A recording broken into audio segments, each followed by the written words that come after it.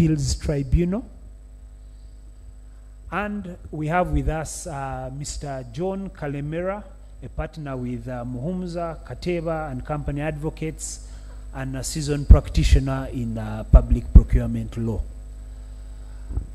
I will right away invite our first presentation, which shall be made by one of our distinguished panelists this morning.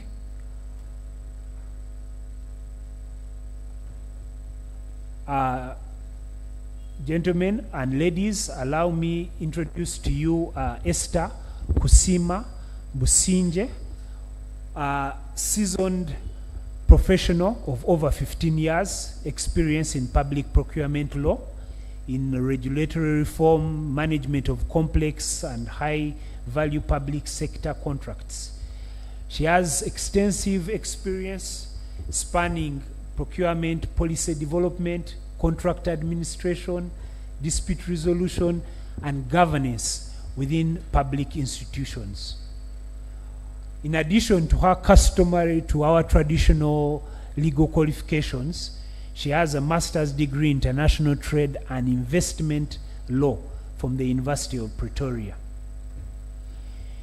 She has served as a manager of legal advisory services in the PPDA Authority, where she advised government entities on procurement law and practice and led the development of standards in this practice area. She has played a pivotal role in procurement, legal and regulatory reforms, that is in development of our acts and the regulations thereunder, and also served as director of procurement with our National Roads Authority, UNRA, where she also was head of Department of Contracts and Claims. Throughout her career, Esther has represented various public institutions, some of them listed already, and in disputes before the Appeals Tribunal, the Procurement Appeals Tribunal, courts of law, and other adjudication panels locally and outside this jurisdiction. She currently serves as the manager legal at the Deposit Protection Fund, where she also sits on their contracts committee, continuing to provide strategic legal oversight and governance support in public sector procurement and contracting. With such a wealth and rich resume, we cannot but offer our ears and open hands to receive her wisdom and guidance.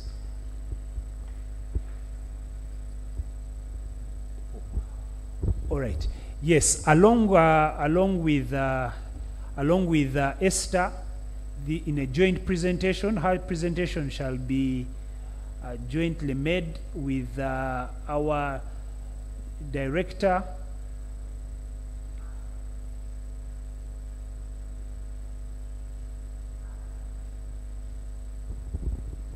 so Esther shall present alongside Mr. Uthman Segawa, who currently serves as the Director of Legal and Board Affairs of the Public Procurement and Disposal of Public Assets Authority, our PPDA Authority.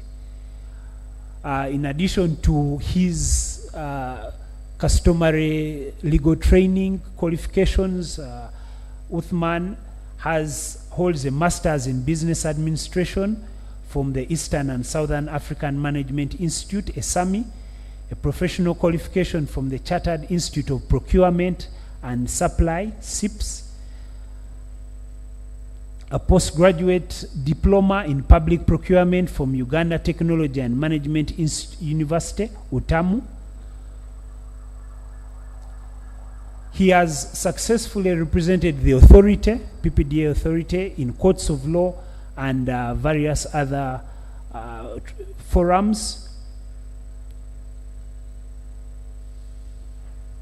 And he is one of the key players in the development and setting of standards for public procurement and disposal through our Act, the PPDA Act, currently CAP 205, and the regulations, and has been instrumental in various reforms that ease the cost of doing business with government, including but not limited to relaxation of requirements for bid securities, performance, and advance payment securities. Ladies and gentlemen, with those introductions, allow me present to you the people in the flesh for their ample wisdom. Thank you.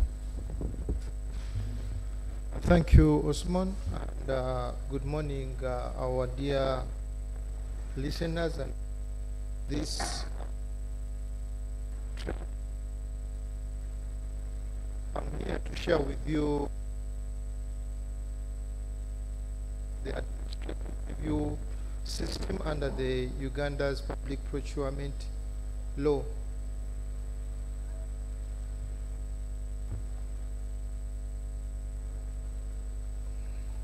As a way of background, administrative review complaints in the procurement or this system where a provider is able to lodge a complaint to have the issues addressed in accordance with the law.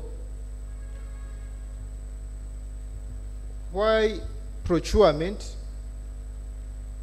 Many of us know that government spend around 60% of government spend is on procurement. Public procurement is critical to Uganda's service delivery and national development.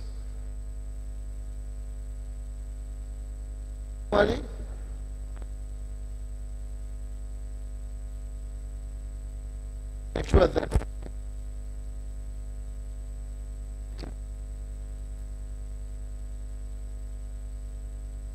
by the PPDA Act,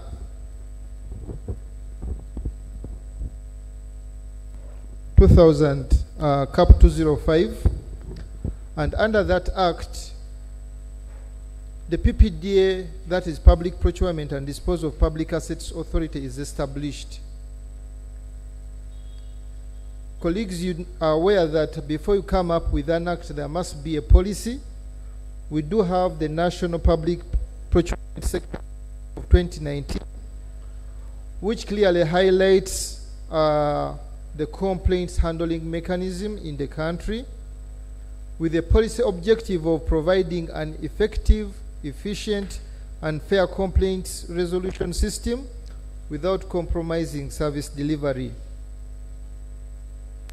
This PPDA is set up by an Act of Parliament, as indicated earlier, and the objectives of the authority where I serve is provided for under Section 7, and we have basically 5 mandates. One is to ensure the application of fair, competitive, transparent, and non-discriminatory and value for money procurement and disposal standards and practices. By doing that, we have the complaints handling mechanism. One of our roles is to ensure that there is application of fair, competitive, transparent, and value for money procurement and disposal standards and practices. And we shall be dwelling into this subject shortly. The PPDA also systems and practices, and where necessary on their harmonization. In 2023, we came up with a harmonization policy, and all procurements in central and local government are now harmonized. We use the same set of regulations. So the discussion here this morning will also handle central government and local government procuring and disposing entities. The buyers of these services are called procuring and disposing entities. We also set standards as PPDA. The fourth mandate is Uganda. We thank Uganda Law Society and the procurement cluster for this engagement. because in such engagements we are able to build procurement and disposal capacity of our stakeholders, who include the advocates. Going back to the presentation, the administrative review process serves as the primary mechanism for the aggrieved bidders to seek redress within the executive branch before escalating to courts of law.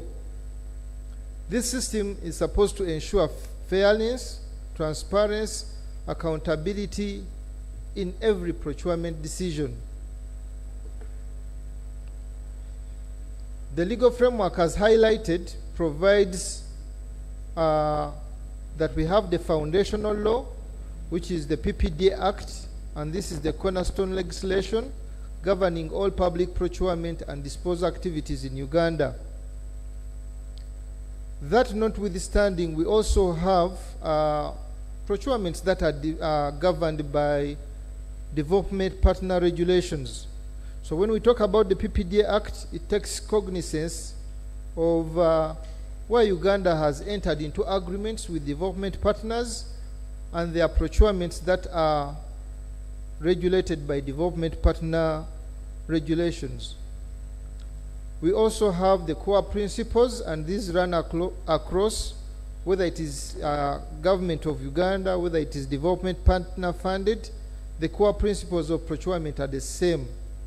We have transparency, accountability, competition, fairness, economy and efficiency, among others, and I'll explain some of these in relation to dispute handling.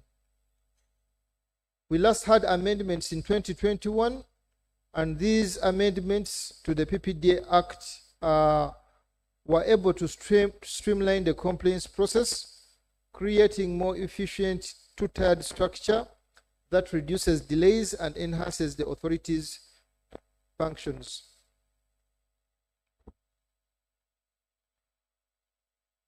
With respect to the procurement principles, I'll not explain all of them, but I'll speak to those that touch the subject under discussion, and that is the dispute or complaints handling mechanism under the PPDA Act. We talk about value for money. In all the decisions that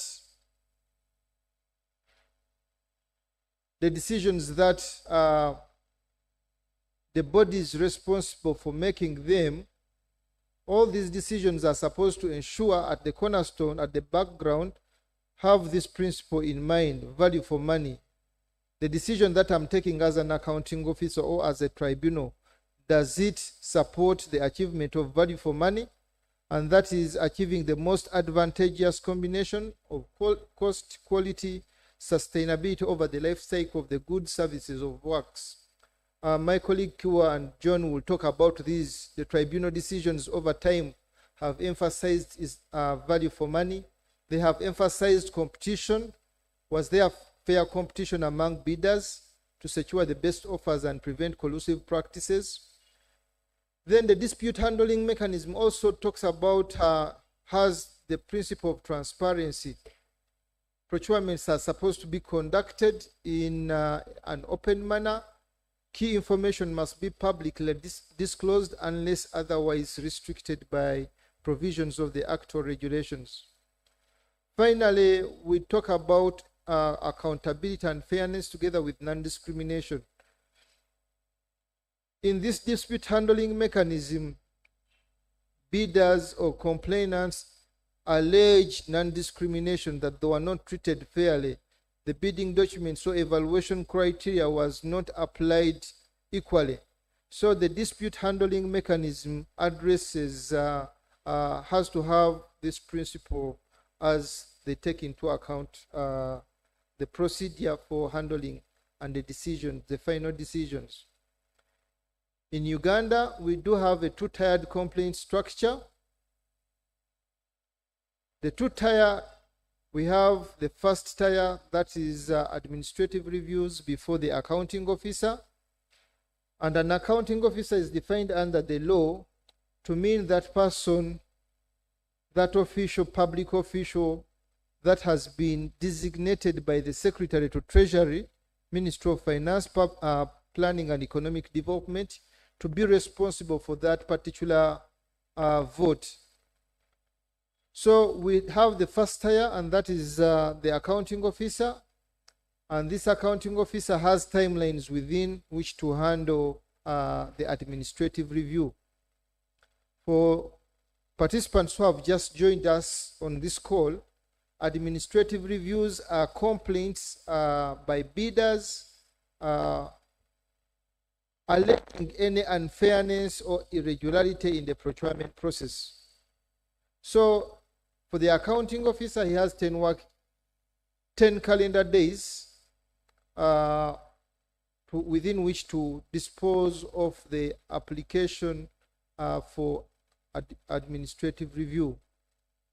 For the complaint, for the complainant has 10 working days from when he or she became aware of the breach to lodge this complaint in writing with substantive and factual grounds. This is provided for under Section 106 of the PPDA Act. The second tier is that of the PPDA Appeals Tribunal, and my colleague Kiwa and John will go into that particular part of the administrative review tier. Of course, appeals go to the High Court, and they also provide for that. When can you file a complaint? Under our law, you can file a complaint before the best evaluated bidder notice. In other words, where you are aware of an irregularity, even before the award decision, you can file a complaint, an administrative review application before the accounting officer. You can also file one after the best evaluated notice. The best evaluated notice is a document that indicates who has been awarded a particular contract by a government entity, and it is usually displayed on the entity's notice board, and also copies shared with all participants of all bidders that participated in the procurement process. So you can lodge a complaint after the best evaluated bidder notice. The other way you can lodge, when you can lodge a complaint, is before bid submission. That is after receiving the bidding documents, but before submission of your bid to the entity. And in all this, you have 10 working days from the date that you became aware of the grounds leading to your complaint. The tribunal has been generous with decisions on when to apply for administrative review, and there are various cases as cited on the screen. We have Engineering Solutions Uganda Limited versus Ministry of Agriculture, Animal Industries and Fisheries, where the tribunal emphasized that bidders must challenge any document provisions within 10 working days of receipt. I want us to go to the next slide, which is the detailed requirements before Esther comes in. We have critical timing requirements under the law. For the bidder, as indicated earlier, you have 10 working days. And the Interpretation Act also comes into play here. And the Interpretation Act is to the effect that when we are computing days for purposes of any act, where an act is supposed to be on a particular day, which is a non-working day or a public holiday, then the next working day counts as the deadline.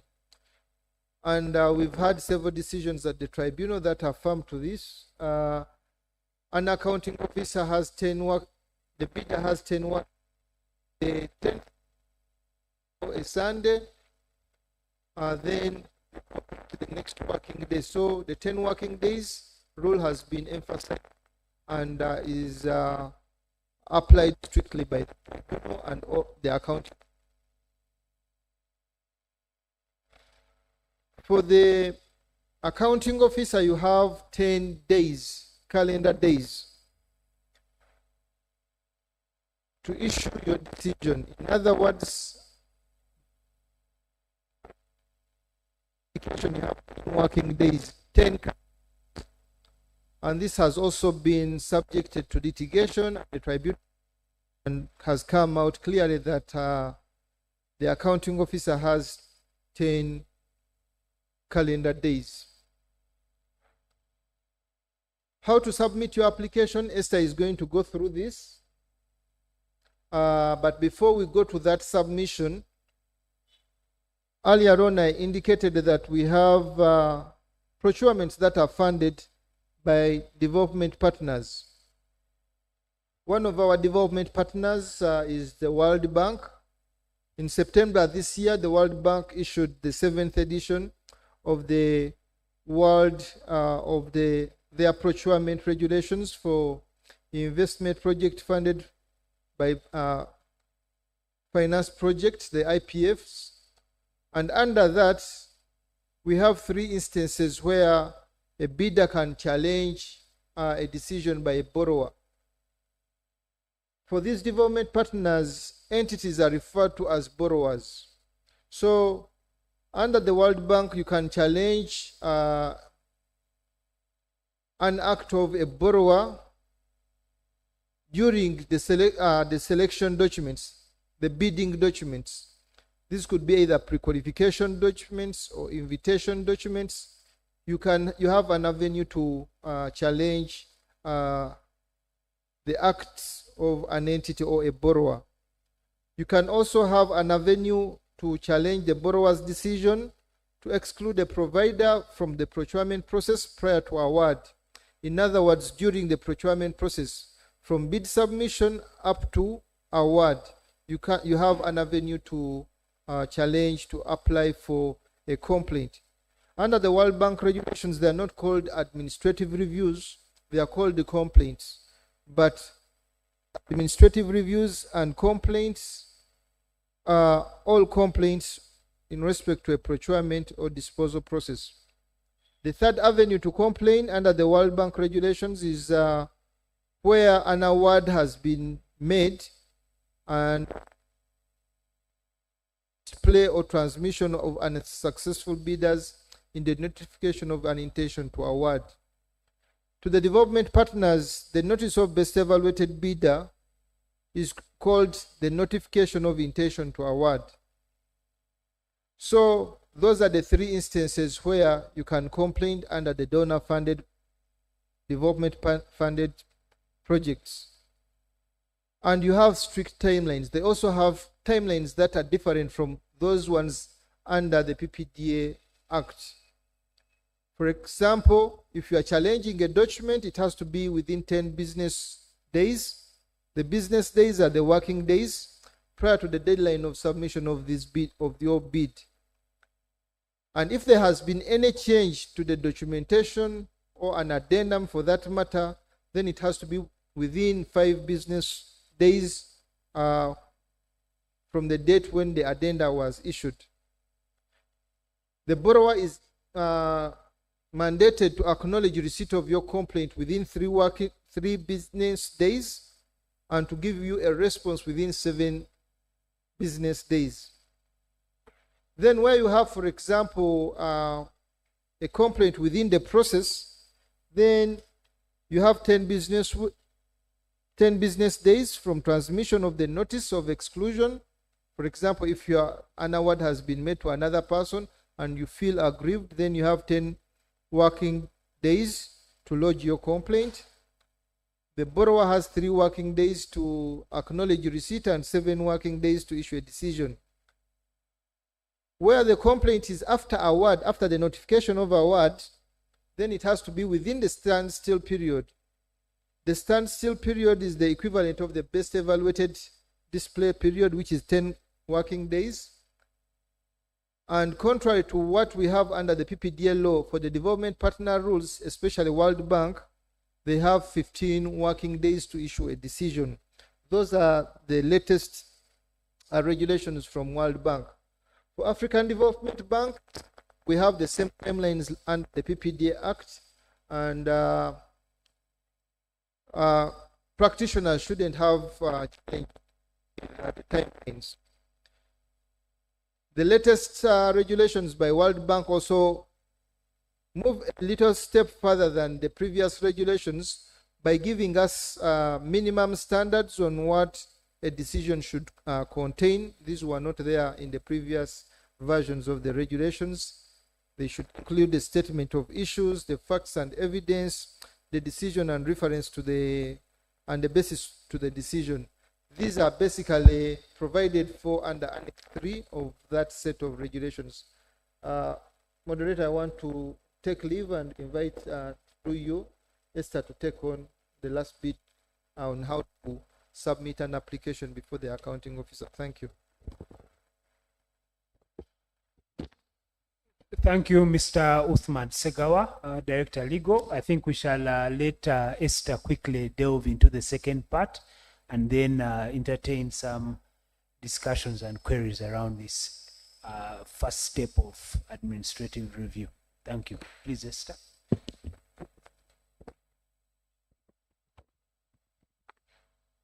Thank you. Thank you, moderator. Good morning, colleagues. I will continue with the process of submitting an application. Uthman has taken us through the prior processes. And what we need to note is that an application must be made in writing to the accounting officer. Oral applications are not valid applications, and the tribunal has extensively discussed the issue. The authorities that have cited in the presentation, these authorities for your further reading of this issue. The other issue to note is that an application must be made by the party that submitted a bid. In the case of a joint venture, both parties to the joint venture must file the application. You can't have one party filing the complaint on behalf of the joint venture. And this particular issue has been discussed by the tribunal in the case of KDSC Global Tech versus EPS. Please refer to those authorities that we have cited. The point is that the party that submitted the bid should be the party that is applying for administrative review. Also important to pay the administrative review fees, and we're going to look at what the fee structure is like in detail. Uthman has already talked about the issue of time. It's important that the complaint is made within 10 working days. The date that the bidder first becomes aware or ought to have become aware of the circumstances leading to the complaint.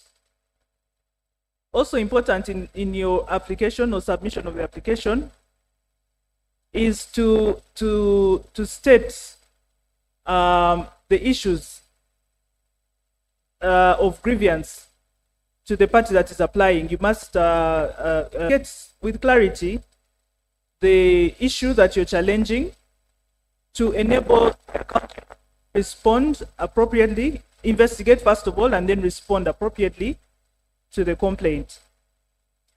In my practice, we have encountered cases where either because the bidder has not, at that point of complaining, the bidder has not been able to get sufficient information, they have a general complaint or a complaint in general terms.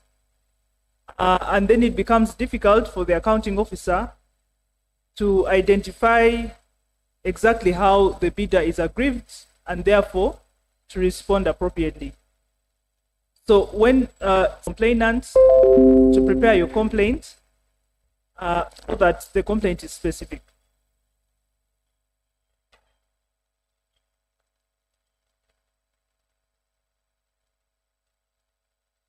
I mentioned the fact that the complaint must be accompanied by proof of payment of the administrative review fees. And the fees have been outlined in the PPD administrative review regulations. We will look at this shortly, but the fees range from 500,000 for the smaller value procurement up to 15 million shillings for the high value procurement. Also to note that these fees are refundable in the event that the complainant is successful in the administrative review. Also to note that documents will not have a lot of detail on how much fees to pay, where to pay the fees, and so forth. So it's incumbent upon a complainant to find out from the procuring and disposing entity, preferably in writing. It's important to document all these processes because I've seen cases, both from my position as the regulator, PPDA, and also as the entity, where entities are not cooperative with the bidder at that point. A bidder, tries to inquire about the applicable fees and the entity is quiet or even hostile. So it's important that as a complainant, you put your request for information regarding administrative review fees in writing to the entity within which the bidder can complain. And there's guidance in this regard, where the bidder has got to know the circumstances giving rise to the complaint through physical communication. For instance, a letter is delivered. The time starts to run from the time the bidder acknowledges receipt of such communication. In the event of electronic communication by email or other electronic means, the time starts to run, the 10-day period starts to run from the time that the entity, there's a small correction to the presentation, the time runs from the date the entity sends the email to the bidder. The email could be communication to the effect that the bidder was not successful, or that they have been disqualified. At this point, I want to encourage those of us who are bidders or representing bidders to avoid, relying on hearsay. At times, there's leakage of information from the entities of the outcome of particular stages of a procurement process, and based on that unofficial information, bidders go ahead to complain. I would like to encourage us to try and obtain information from formal sources as the basis for the complaint.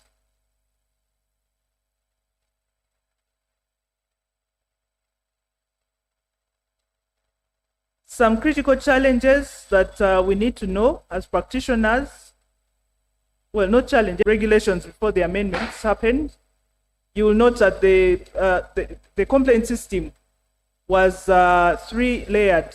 Firstly, starting with the accounting officer, and then if the bidder is not satisfied with the outcome at the accounting officer level, they had the option of appealing to PPDA.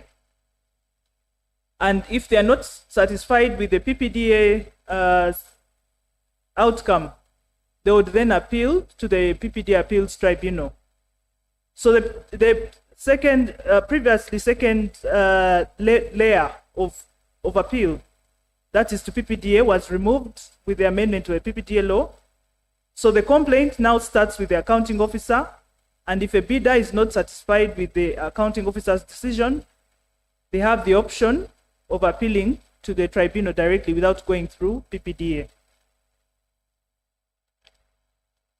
The fees payable, we're going to look at those. And I also mentioned that these fees are refundable should the complainant be successful. And also that a bidder's complaint will not be dismissed merely on the basis that they've not paid fees. If it can be shown that the bidder tried to inquire about the fees payable and where to make the payments and the form of payment, and this information was not forthcoming. The tribunal has entertained those kind of cases and allowed the bidders to pay fees later. The other issue to note, and my colleagues will talk about this more, is the fact that during the administrative review period, the procurement is suspended until either the accounting officer or the tribunal have disposed of the complaint. However, after the PPD Appeals Tribunal has handled has disposed of a complaint and a dissatisfied bidder appeals to the High Court, that appeal to the High Court in itself does not serve as a suspension of the procurement process. In fact, the moment the tribunal disposes of a complaint, the suspension of the procurement process is automatically lifted. Of course, the High Court has powers to grant several remedies, but those have to be applied for. The mere fact of filing a complaint to the High Court in itself does not act as a stay of the procurement process. The other issue to note is that accounting officers are obliged to ask bidders or complainants, bidders, to extend the validity of their bids. So what happens is that in determining the bid validity period, many entities will not take into account the possibility of having a complaint, and therefore, when a complaint arises, it then tends to disorganize the bidding program, and so you find that many bids expire. Validity of the bid. The accounting officers have a duty to inform complainants to extend the validity of their bids, to take into account the complaints process. Yes, maybe what I can add is that as bidders or as legal advisors to bidders, we need to encourage our clients to be proactive in this regard. If the accounting officer has not written asking bidders to extend the validity of their bids, the administrative reviews fees structure is provided for, as I mentioned, in the PPDA administrative review regulations, and it's as follows. For procurements below 100 million, the fees payable is 500,000. Between 100 shillings, the fee payable is 1.5 million shillings. For procurements between 500 million and 1 billion shillings, fees payable 2.5 million shillings. Then between 1 billion and 500 billion and 50 billion shillings, sorry, the fee payable is 5 million shillings.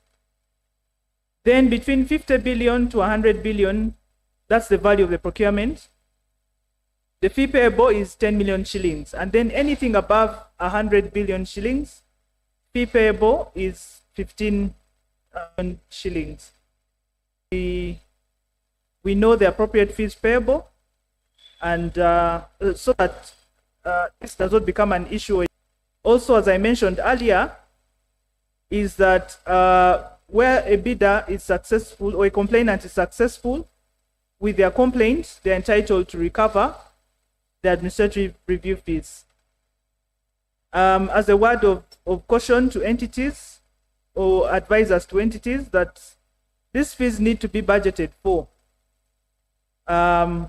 when preparing the entity's budget. Many times, a complaint arises, and then remember that these fees are paid to, when the complainant is paying fees, the money is paid not to the entity but to the URA accounts. In other words, it doesn't sit with the entity, but when a refund is being made, the refund is made by the entity and not URA. So the entity needs to budget for administrative review fees, so that in the event that the entity loses a challenge against the procurement process, they're in position to refund the administrative review fees. Complaint is made, a complainant or a bidder can expect any of the following remedies. One is for the accounting officer to order that a re-evaluation happens. If the accounting officer agrees that indeed there were anomalies or irregularities, take corrective action depending on where the anomaly was identified. And as I mentioned, the accounting officer may or may not cancel a procurement process depending on the findings from the investigation complaint.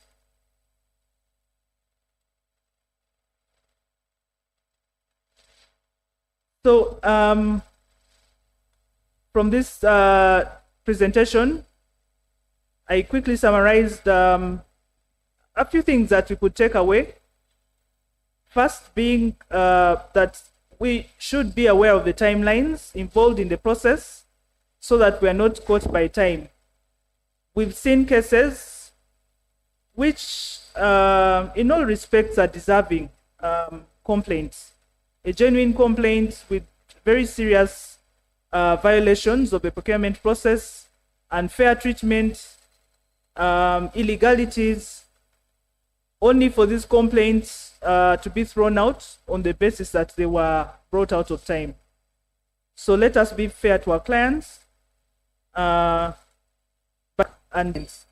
then always attach proof of payment to the complaint. And then also understand that the tribunal's decision, my colleagues will talk about this, is final on the procurement process itself. As competently as I may attempt, we have gone through over the administrative review process, which is by law assigned to the accounting officer of the procuring and disposing entity. So what Esther and Uthman have so thoroughly guided us through is the first complaints forum for such public procurements. And I thank them very much again for that. Just a few other pointers, if you may. Given that this exercise, the commencement of at stage, which is primarily between the aggrieved bidder and the accounting officer, and you may guide us if any other party may at this stage have any audience before the accounting officer. But as it is, these two key players at this stage are what we are dealing with under the law. And there seems to be quite a huge role to be played by the accounting officer. If you look under the Act, we have, he has the duty to make a decision in regard to this complaint. But I presume prior to making that decision, there is a process that has to be undertaken for him to arrive at a judicious decision. We see for many tribunal decisions, complaints relating to a failure to make a decision by accounting officers, a failure to make a timely decision by these accounting officers, a failure to make a thorough or competent or judicious decision by the accounting officers. All these have been highlighted as failings on the part of accounting officers at this stage of the process. As the authority, the PPDA authority, what guidance might you provide and what standards might you have set for many of these officers for them to follow in handling of such complaints, such that we can have less of these challenges being held against them at the tribunal? Thank you. I will attempt to, and my colleague Uthman may add on. Now, you point out a very important issue of the decision-making process by the accounting officer. Firstly, that what is the process like? How is the decision made? Now, the law places the duty of handling a complaint on the accounting officer, but does not get into the detail of how the decision is made. It just requires that, you know, the accounting officer reviews the complaint and issues a decision. So the practice is that the accounting officer appoints a team to investigate the matter and make findings from the investigation, and then advise them of their findings. So typically this team would look into the issues that are raised by the complaint and determine whether or not they have merit. You know, basing on the documents attached to the complaint, the procurement action file, and the law, and then guide the accounting officer. And then the accounting officer, basing on that investigation, would then make a decision. So typically the accounting officer's decision is just is a summary of the findings from that investigative process. It's not detailed the way you would have, for instance, the tribunal decision or a court decision. So the accounting officer summarizes the issues arising from the investigation. Of course, they would have been appraised of the applicable legal provisions, and then they would communicate a decision to the complainant. The other issue is what happens where the accounting officer fails to make a decision, which has happened. I'm sure some of us in our practice experience have encountered cases where a complaint is made to one entity and the entity goes silent. So the law provides that the accounting officer has 10 days within which 10 days from the date of receipt of the complaint within which to make a decision. And if after the 10 days a decision is not communicated to the complainant then has the right to appeal or to file his complaint with the PPDA Appeals Tribunal, and the tribunal will entertain the complaint. The other issue is where an accounting officer actually makes a decision but outside the 10-day period. Still in that case, the tribunal decisions have, in that case, rendered the accounting officer's decision as good as no decision, and gone ahead to handle the complaint as if it is being filed before the tribunal for the first time. My colleagues can further elaborate on this. But whatever the case, a bidder has the option of going to the tribunal in the event that the accounting officer either has not made a decision or has failed to make a decision within the 10-day period provided in the law. Thank you. Thank you, Esther. In addition to that submission, we can mitigate risks, we can mitigate administrative reviews by ensuring that due care is done, undertaken during the preparation of the bidding documents. Once you have a thorough bidding document with criteria that is non-discriminatory, well drafted, you can reduce administrative reviews in that instance. The other mitigation activity that can be undertaken, we advise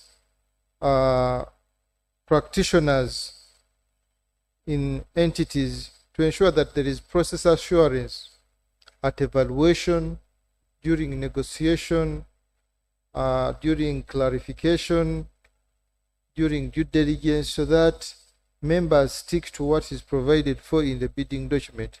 The tribunal over the years has come up with decisions which show that where you don't have process assurance at evaluation where the evaluation committee does not evaluate in accordance with the criteria, then you are bound to have these administrative reviews, and the repercussion is revaluation, and at the end of the day, service delivery is delayed. You and I know that we are all consumers of these final beneficiaries of all these procurement processes. If it is a road and it is not delivered in time, there are cost variations in terms of prolonged timelines, cost escalations, time escalations, and at the end of the day, we are all affected. If it is clarifications that are not done properly in accordance with the law, then we have issues of re-evaluation and cancellations of procurements. That's what I wanted to add to Esther's submission. Thank you. Thank you, Uthman and Esther. I think I'll defer to my members online for further questions. And with me, have some questions, and I'll try to categorize them. I see, as is typical with lawyers, money is at the top of their minds. So there are a couple of questions about refunds. And one is, what is the format for obtaining the refund? But also in line with that is one Henry Magino, who makes an observation that I see double jeopardy in the refund of administrative review fees in the event of a successful bidder complainant having initially paid the fees to URA and the refund is being made by the procurement entity. I propose that PPDA establishes an escrow account where fees are paid in the first instance, and in the event of success, PPDA refunds the bidder, and in the event of the complainant bidder application being unsuccessful, PPDA remits the fees to URA. Some proactive law reform he's suggesting. So you'll note that question. Let me share a few more of the questions. I'll put this question, but I suspect it may have been answered. Can failure to make a decision by an accounting officer amount to a decision? And under what circumstances is judicial review applicable? I think we will address that in the next discussion. Then there is a question from Grace Nahura, who says, whereas the PPDA evaluation regulations 2023 do not provide for re-evaluation of decisions by the contracts committee, is there jurisprudence in which courts or the tribunal have determined that a directive to reopen and re-evaluate bids after the evaluation committee had lawfully concluded its mandate was lawful? I think Uthman, that's somebody who may be seeking free legal advice. She sounds like she has a very specific issue. Yes, but it's again she's looking at the procurement organs, the contracts committee reopening and reevaluating the bids after the evaluation committee has conducted that exercise. I think she's considering whether to base her complaint on that exercise of power by the contracts committee. Yes, I think if we can just address those questions and comments, we can, I think, especially the ones on fees and advice on how we can reform the structure of refunds of such fees. Over to you. Thank you.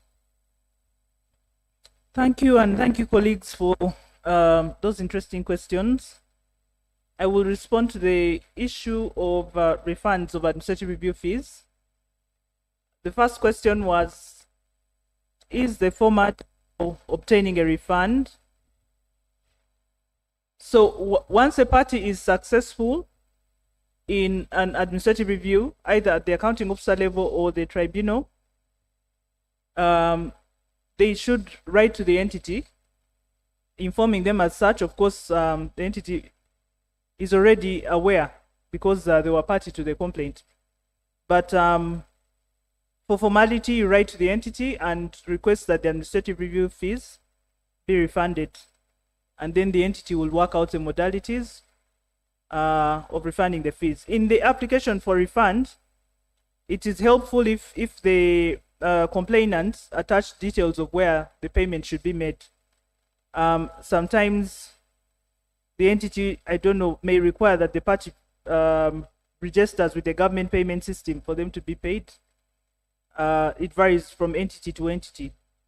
But it's important that the complainant avails the details of where the payment should be made so that the entity works on making the refund. So we should not assume that after you're successful in a complaint, the entity will immediately or will in fact refund the fees. It's important that the complainant writes and requests that the fees be refunded. The other was a comment, I think, for improvement of the system. It was a comment on the establishment of an escrow account, which I think is a brilliant idea. And the good thing is that the Director Legal PPDA champions the procurement law reforms. And so I think this is something very critical that needs to be taken up in the next reform process. Thank you. Thank you, Esther, and thank you, colleagues. With respect to the escrow accounts, PPDA is in talks with URA on how to tackle this issue. Over the years, we've had bidders complaining about the delays in remitting of these administrative reviews following successful applications, but I believe that by the close of this financial year, we should have got an administrative solution to this. Another participant asks whether failure to make a decision is a decision. In my opinion, failure to make a decision is a decision, and Kiwa and John will talk about this. Where you fail to make a decision, you've decided to have powers as an accounting officer, and therefore an aggrieved bidder or a person who has not received a decision has a right to appeal or to make an application for the PPD Appeals Tribunal. Q and John will talk about the judicial review. When do we apply for judicial review? We've had an interesting practice in this area where people have gone for judicial review and have not adhered to the provisions of the Act, and they have been sent back. John and Kiwa will talk about this, and this has really has done us well as practitioners in public procurement sector. We've had less judicial review applications than what the case was 10-20 years ago. Grace, Kiwa will also talk about this, but from the accounting officer's decision, a re-evaluation is provided for. Under Section 9, where there are persistent breaches, you can take corrective measures to rectify an omission or act or omission. So it is grounded in law. It is not illegal to order a re-evaluation. And Joe and Kiwa will talk about how this re-evaluation, what are our statistics in respect to the tribunal orders that have been made in respect to re-evaluation. As a regulator, what I know is that the entities have been undertaking the re-evaluations either with the same group or different teams. Under 129 of the Act, one of the offenses under 129 1I, failure to comply with the tribunal decision, is an offense. And colleagues, this financial year and last financial year, PPDA was granted prosecution licenses by ODPP, and I'm really looking out for entities to prosecute for failure to adhere to the tribunal regulation decisions. So Kiwa will talk about that, but to the best of my knowledge as a regulator, entities have been complying with decisions of the tribunal to re-evaluate. Thank you. Yes, and ladies, members, join me in thanking Uthman and Esther for their gracious and kind presentations this morning. And I think we have burdened them enough for now. We shall move this along. Some of the other questions as raised by our members, I believe aptly be addressed by the ensuing presentations, which I shall move on to right away. So, as shared with us, we've addressed the first tier of the complaints mechanism under this public procurement legal regime, which was the accounting officer. And as is quite common, failure to or dissatisfied with the outcome of that first tier, we then move on to the second tier. And that second tier, as we made know, is the PPDA Appeals Tribunal. And luckily for us, before us today is the legal manager, Mr. Francis Kiwa, who shall guide us on the grievance handling process before the tribunal, its rigorous regime, the tough stance it has taken on adherence to timelines, to compliance on the part of the PDEs, the procuring entities, and all other technicalities which have otherwise hampered many grievances before the tribunal. Francis, you're welcome, and we look forward to hearing from you. Thank you. Thank you, Osmond, and good morning, colleagues. My presentation today is basically about administrative reviews before the PPDA Appeals Tribunal. And so you can only come to the tribunal using 4 key methods. The first is if you believe as a bidder that the accounting officer has a conflict of interest, or that your matter cannot be handled partially before the entity, and then you can be able to come directly to the tribunal. This conflict of interest avenue is only available to bidders, and a bidder who believes that an accounting officer has a conflict of interest should not actually go to the accounting officer. He should just come directly to the tribunal, and that's provided for in section 115(1)(c) and also 115(2)(c). Now, like we earlier on indicated, the tribunal's timelines are quite tight, so you must come to the tribunal within 10 calendar days from the date when the conflict of interest arose. And that has been provided for in the decision we have pointed down here, that is MBJ Technologies versus Barra City Council, its application 37 of 2024.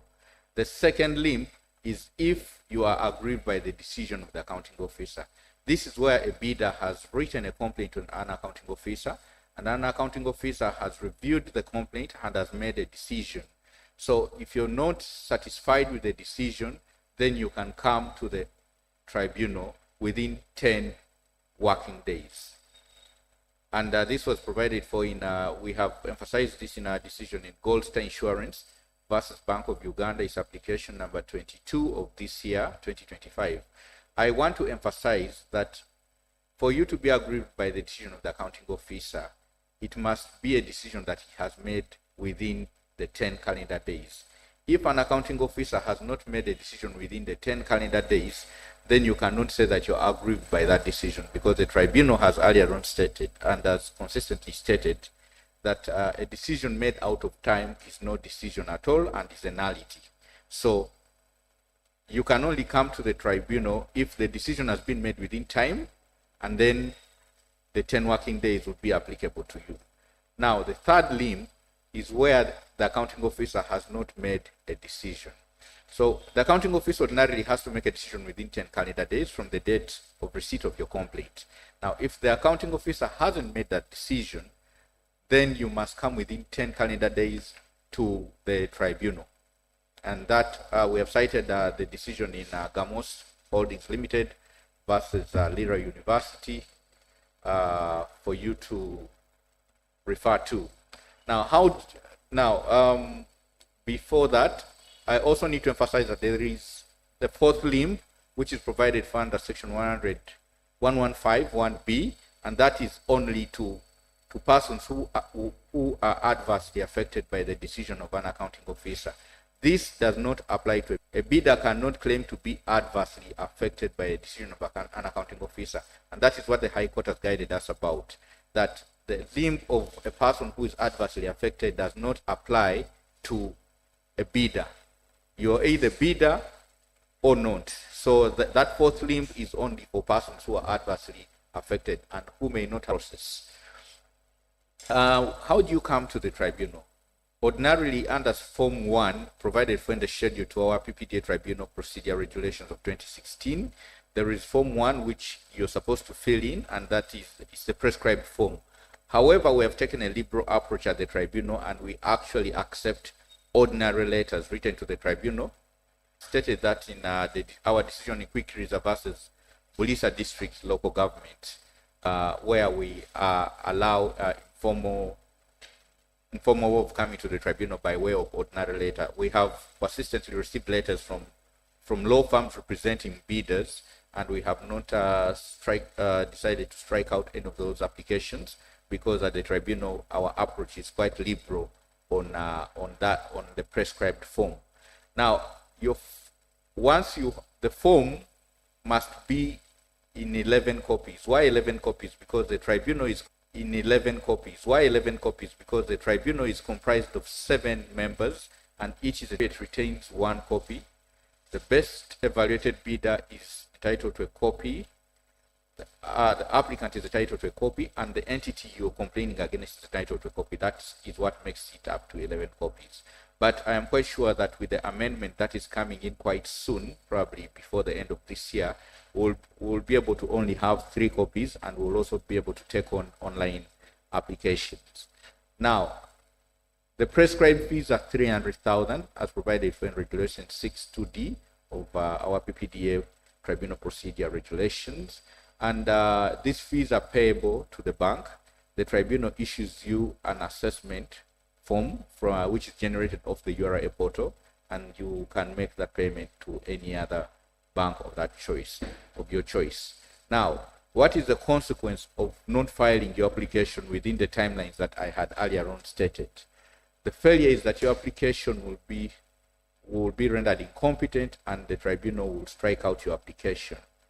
The tribunal has emphasized, and as the High Court has also emphasized in Eclipse Edisol versus Napak District Local Government, it's a decision of last year. The High Court clearly indicated that the tribunal has no powers to extend timelines for filing applications before it. So those of you who are representing entities or representing bidders, you are encouraged to strict timelines. Article 126(2)(e) will not apply because we do not have that inherent jurisdiction to extend the timelines. Once you file your application before the tribunal, once we have received the 11 copies, the first thing we issue is a suspension order, which in most practice you people call the injunction. We issue a suspension order to suspend any further action on the procurement process, and this is strictly provided for in the Act. We also issue summons to both the applicant and the respondent. The respondent is normally the entity against which you're complaining. We also invite the best evaluated bidder to write a response. Ordinarily in the past, I think from 2021, we would not invite the best evaluated bidder, but the High Court in at least 2 decisions has emphasized that the best evaluated bidder is the person who will be most affected by the decision of the tribunal, and therefore he must be given a right to make representation before the tribunal if they so need. So we ordinarily invite them to also make a response. They are not parties, but they're invited so that their side of the story can be heard.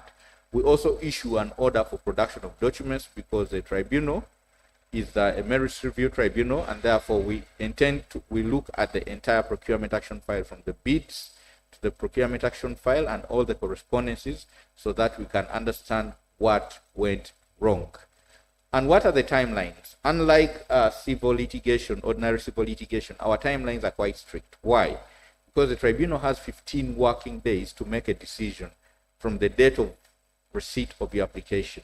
So that means that we must fit everything we have to do within the 15 working days. And that means that we give the respondent 2 working days to file a response. The summons also indicate that the BEB must file, the best evaluated bidder must file a response to the application within 2 working days from receipt of the invitational letter. The applicant will also file their written submissions within 2 working days from the date they receive the respondent's reply. And the respondent will also file its written submissions within 2 working days after being served with the written submissions.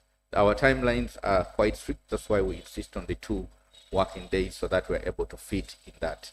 So what are the powers of the tribunal? The High Court has emphasized in Arua Municipal Council versus Arua United Transporters Circle Limited, a decision by Justice Mubiru in 2017, it indicated that the tribunal is a merits review body, which is distinct from the traditional civil litigation or judicial review applications. We have the power to substitute the accounting officers, examine the lawfulness of the decisions, we review the merits of the decision, and we investigate facts informing the exercise of discretion. And therefore, our review scope is unrestricted. We can even indulge into matters that are not raised by the parties, but that we have found out in the evaluation report or in the procurement action file that merit mention. Ordinarily, we'll bring it to the attention of the parties and we'll request the parties to address us on that particular point. So we do not only restrict ourselves to the issues you've raised, but we also go further and beyond what you have raised, because we have the procurement action file and we review the lawfulness of that particular decision. The quorum of the tribunal is any 3 members, but ordinarily we strive to have all the 7 hearing your matter. The hearing is always scheduled within 7 working days from the date of filing the application. And our hearing sessions are physical, but we also do virtual. At least in the last year, we have done 90% of our hearings as virtual through virtual applications. Now, the conduct of our hearing is that we employ a hybrid of both adversarial and inquisitorial systems and to uncover the truth. That means that the applicant is given 5 minutes to present its application and its main arguments, highlights normally, because you've already filed your application, the submissions, we have the procurement action file. So you're just supposed to highlight your arguments in 5 minutes. The respondent is given 5 minutes to also make its response. The BEB is given 5 minutes to respond. And the applicant has a right to rejoin if he so wishes within 3 minutes. And after that, the tribunal then engages in what we call proactive questioning and inquiry. We do not allow you to cross-examine the witnesses of any other party. It's the tribunal that does the questioning for its fact-finding purposes. We have noticed that most advocates end up requesting for documents that the entity has submitted. Because the entity submits the original bids, the detailed bidding documents, any other reports, both the minutes of the contracts committee and the evaluation committee.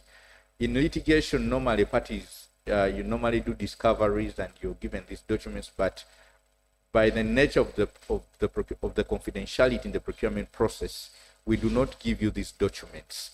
In the recent decision of Denton Advocates versus the Uganda Electricity Transmission Company Limited, we emphasize that an applicant is not entitled to receive the proposals of its competitors or reports or the valuation report by the entity. What an applicant is entitled to are the reasons why it failed and the stage at which it failed. That is what you are entitled to. There are no other documents that the entity should be able to give you. So before you come to the tribunal, you should have done your own investigation, and had sufficient information to enable you pursue your matter before the tribunal.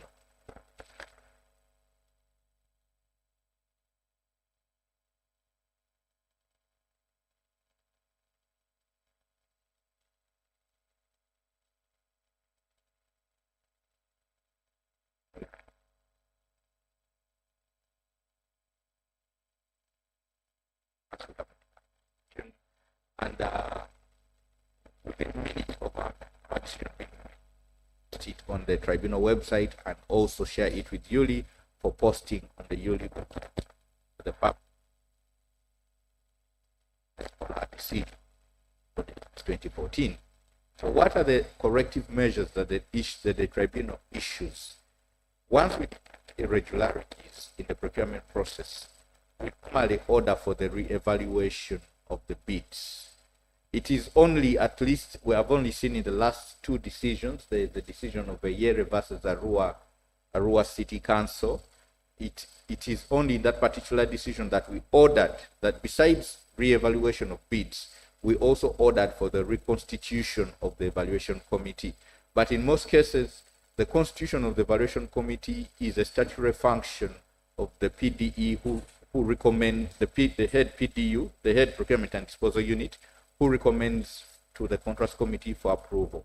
So we do not normally want to interfere with that function, and therefore we leave the constitution of the evaluation committee to the entity.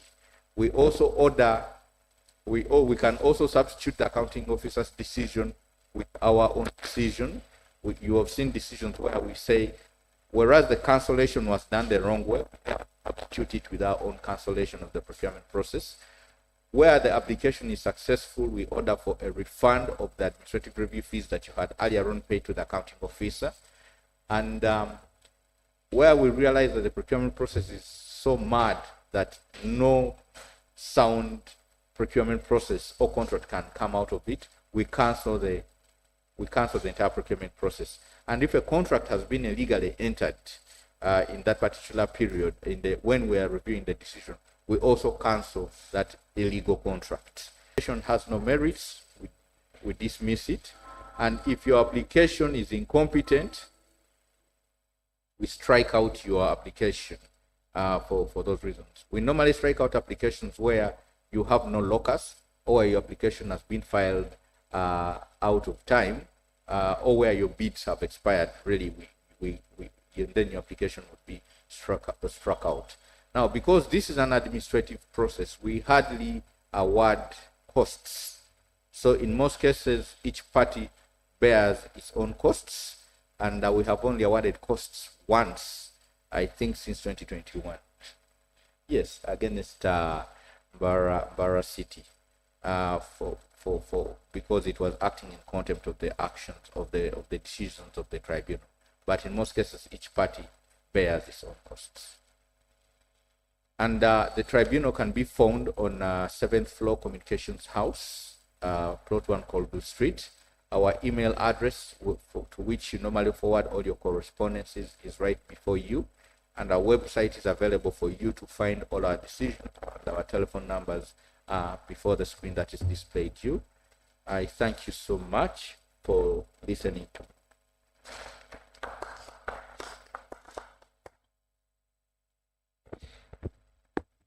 Thank you, Frank Francis, our legal manager. Our dear practitioners, I think you've had some of the highlights, and he's guided you on some of the what would otherwise be missteps that many have fallen into. And I think if you interest yourself in the reports issued by the tribunal, you will see that many applications collapsed on technical grounds, including failure to comply with timelines within which for this review before the tribunal. So as practitioners, I think we should ensure that no such mishaps as would be within our knowledge, especially of this technical nature, should be suffered by our clients on our watch. If I may, Francis, I would just like you to provide some additional guidance on some issues, including, given that you often, unlike the bidders or the best evaluated bidder or even this other character who has been introduced as another interested party, given they may not be privy to the procurement file and the record therein, which we often ask for as practitioners, and the tribunal has said, no, no, no, no, keep your prying eyes away. This is confidential. What are some of the faults in the records from this procurement exercise, maybe from the various organs, the committees, the accounting officer, correspondences, bidding documents? May you highlight some of the defects or missteps you as a tribunal might have identified, some common errors that you might have identified that might provide guidance to some of these entities and accounting officers on what to do better? Secondly, for this individual we have introduced as a party claiming a conflict of interest, who has decided he's not going to deal with our first tier, he's going straight to the second tier. Our community is easily given to such accusations. One, because a general atmosphere and mistrust and the endemic nature of corruption gives good cause for such suspicions. But as a tribunal, what standard have you set for such an applicant? Because again, we don't want their process to be abused and everyone is skipping the initial review before the accounting officer and coming to the tribunal. So what standard has the tribunal set for such an applicant to demonstrate that indeed some reasonable misgivings as to the partiality of the accounting officer actually exist? And must he indicate such misgivings in his application? And to what standard of proof must they be presented, if you may? And then lastly, allow me draw your attention to a relatively prominent challenge that we have witnessed before the tribunal to its jurisdiction, especially as relates to bids from our development partners, where we've had certain contentions or issues being raised before the tribunal that it has no jurisdiction, maybe because a party believes certain other regulations under the development partners, as alluded to by Uthman, maybe the Bank of Uganda regulations and the like, provide an alternative mechanism which ousts the jurisdiction of the tribunal. Could you guide us on how the tribunal has addressed that challenge, and whether it is a legitimate challenge that we can continue to sustain or should abandon? Thank you. Yes, thank you, Osman, for those particular questions. Now, when it comes to the key issues that we have, the key complaints that we have seen before us, the common complaints that we have seen that are normally before the tribunal, the first is the accounting officers failing to make decisions within time. At times we think it is a strategy by the accounting officers, so that you run out of the time within which you will come to the tribunal. And that is the one of the key complaints that we face at the tribunal. We also have seen accounting officers who make decisions without a reason. And yet the section 105 is quite clear that you must make a decision and give reasons and any corrective measures.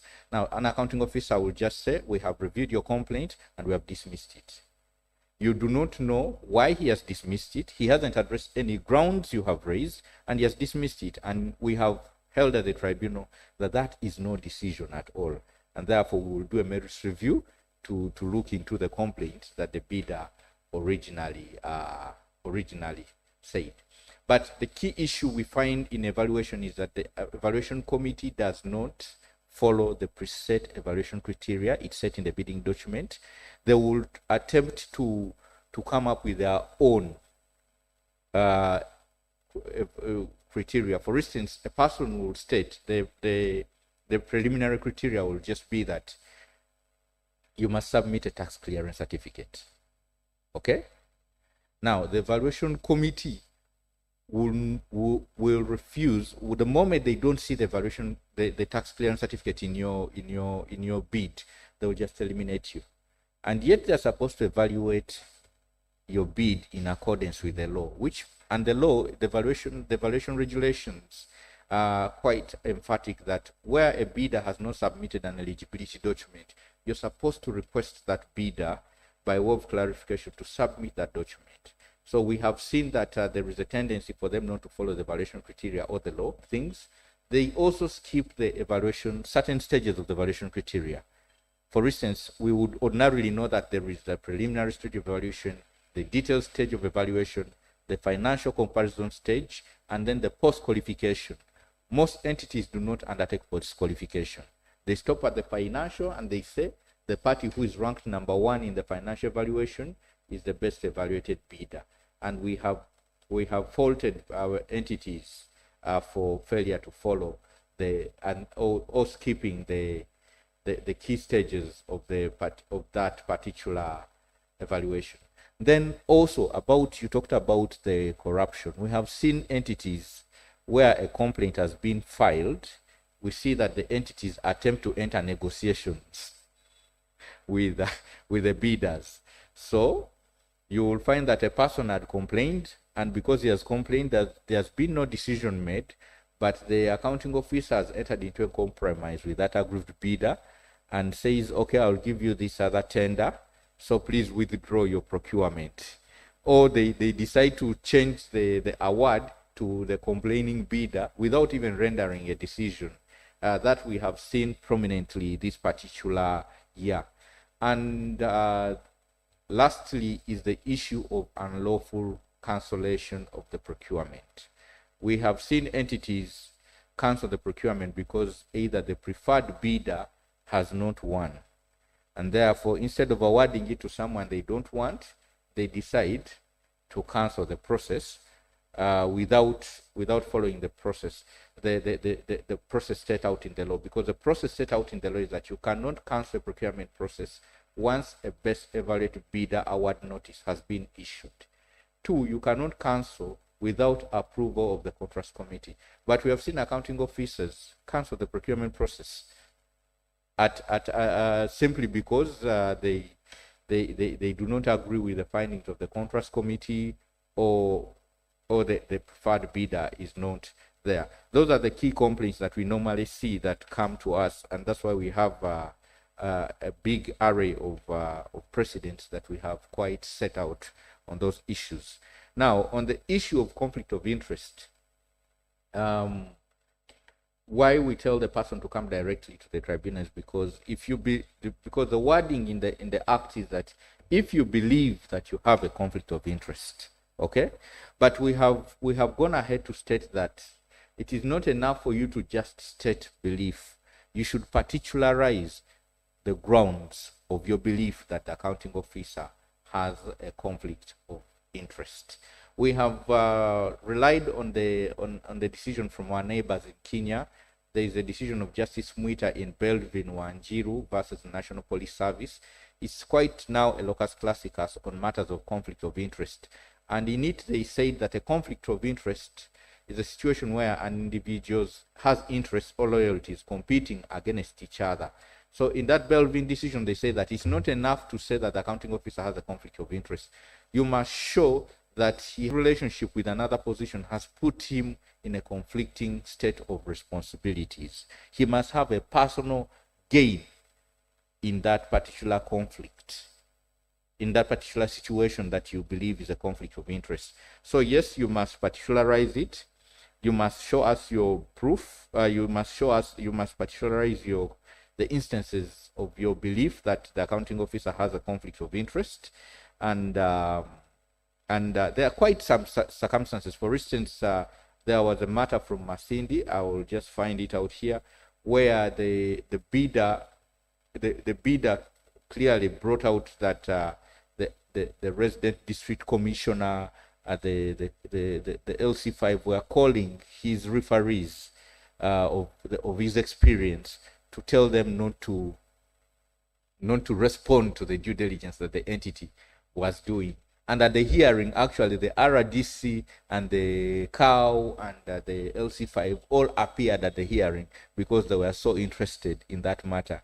That particular bidder could not, in such circumstances, write to the accounting officer. He opted to come to the tribunal, and he particularized those instances, and he showed proof that there was interference with the referees of his experience. And the tribunal believed him, and were able to allow him to proceed with his application directly to the tribunal. So yes, you must be able to particularize your conflict of interest and be able to show it. There was also a decision against the Minister of Justice, where the accounting officer decided to personally to change the evaluation committee in the procurement process, and the bidder, I think it was actually handled by John, and the bidder clearly stated that I cannot go to the accounting officer who has involved himself in the midst of the evaluation of the bids. And the tribunal actually agreed with the bidder, and were able to hear that particular application. Now, on this issue of World Bank funded or donor funded projects, the thing is that our act states something that is quite interesting when it comes to matters of procurement.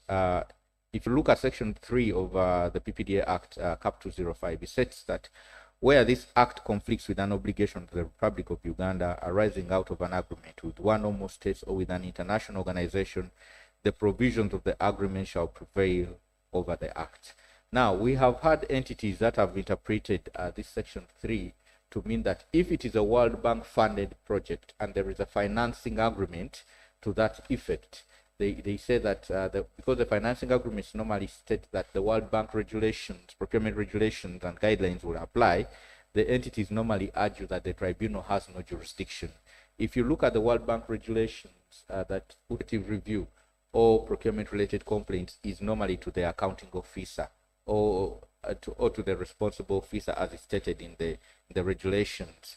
And entities have said that we have seen arguments where parties have argued that there is no direct link or express provision for you to come directly to the tribunal. And we as the tribunal, we have stated in quite a number of decisions, like Salongo John versus the Minister of Works. It was application number 3 of 2025. We clearly stated that a provision in an agreement that attempts to oust the jurisdiction of the tribunal must be expressed and must not be inferred. And therefore, we have always insisted that we have that the tribunal has jurisdiction. And if you look at it logically, in the financing agreement, this is not free money. This is money that the government of Uganda is going to refund after the project has been implemented.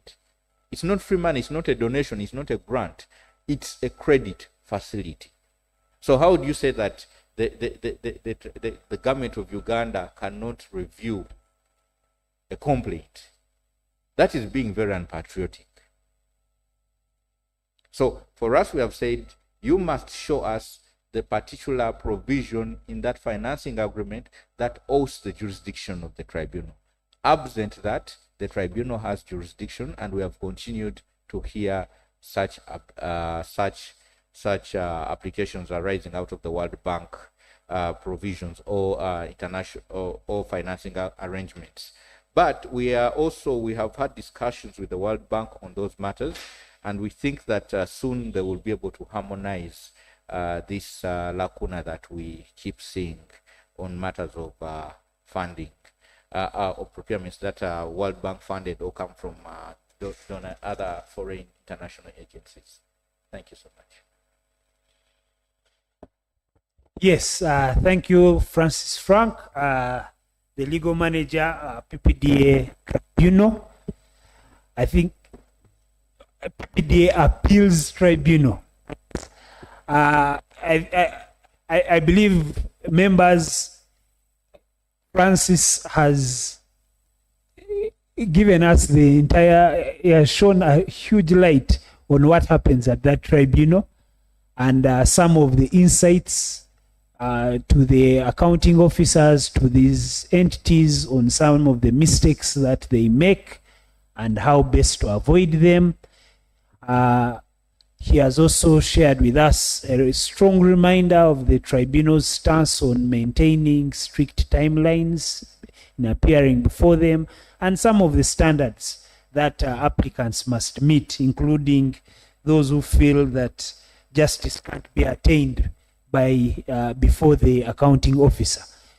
I shall invite him to ask just one more clarification, which appeared online, seeking on the evaluation committee's role, especially with regard to Regulation 7 on waiver of non-conformities and material deviations from the preset criteria for evaluation. So I think the member, Brenda Anna Kello, is seeking to understand how the tribunal might have applied that waiver that the evaluation committee seems to have been afforded under Regulation 7.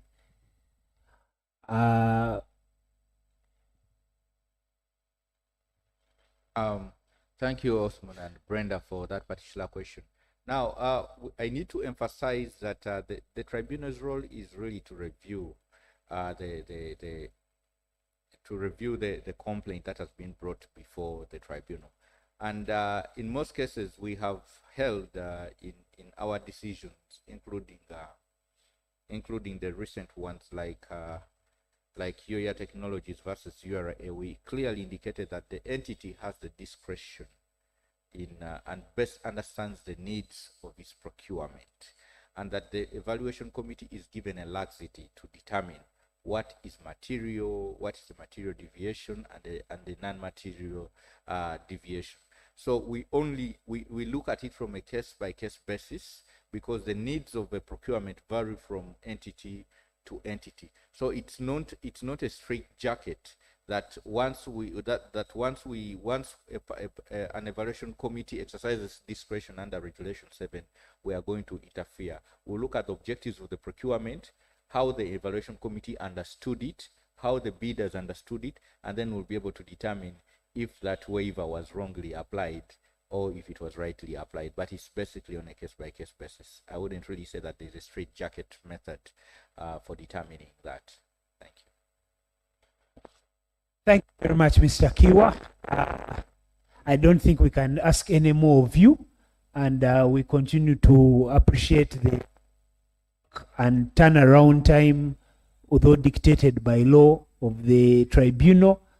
It's really been a strong model for the judicial system or the adjudication of disputes in this country. I think many practitioners in this space will attest to that. And for the private practitioners, the sooner you dispose of one case and move on to the next billable client, the better. So we thank the tribunal for its service. Allow me move to the next stage, that the nature of advocacy is that until you have a favorable decision, you remain aggrieved. And quite often, some may remain aggrieved despite the best efforts of the appeals tribunal.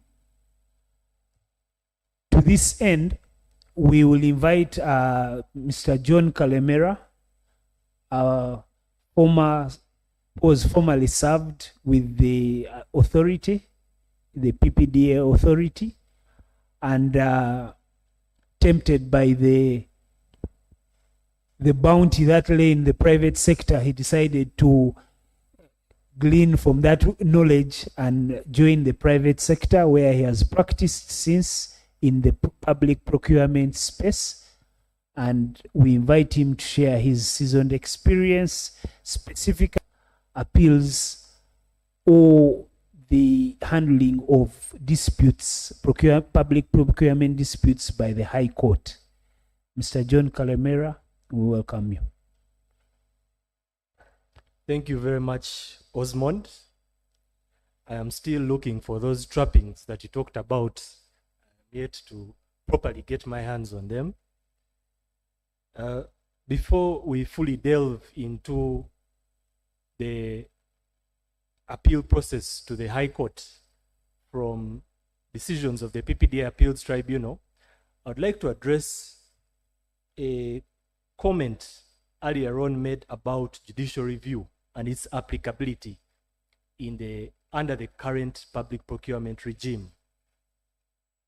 So previously, in the past, we had several cases where bidders, taking into account the fact that there are very strict timelines in the PPDA Act for administrative reviews, would try to maneuver around these strict timelines and use the judicial review process to address their grievances.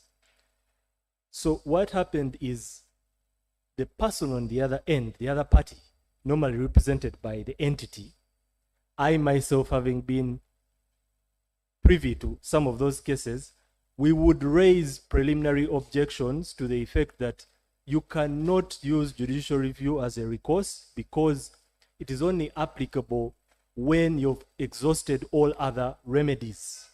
So the argument used to always be that the other remedy you are supposed to exhaust is the appeal to the PPDA Appeals Tribunal. And I can comfortably say in all the cases where that objection was raised, we were successful. I'll just give one example: Vidas Engineering Services versus AG and PPDA.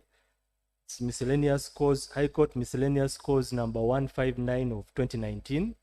The court came out very clearly to establish that principle that you have to exhaust all remedies before using judicial review in the High Court. So bidders, I think, over time appreciated that fact and they ceased to use judicial review in that scope. However, there is another instance in which bidders began to use judicial review, which was successful. The tribunal in the past, I have to emphasize, not currently, but in the past, the tribunal would only entertain the parties who have made the application before it. That is, the applicant who has filed the application and the respondent who is being chickened. You would find that in some cases, the respondent, rather the applicant, is not the best evaluated bidder. The applicant is the party who feels their bid was erroneously disqualified. So they are challenging the best evaluated bidder notice issued by the entity. Now, the best evaluated bidder is very comfortable at home, knowing they have the procurement in the bag. They have received the notice of best evaluated bidder and they are sleeping, waiting to receive a call to come and sign a contract. However, in that process, there is the applicant taking their fruits on in the tribunal by challenging the entity. So you'd have a decision come out at times where the applicant is successful and the tribunal has set aside that best evaluated bidder notice.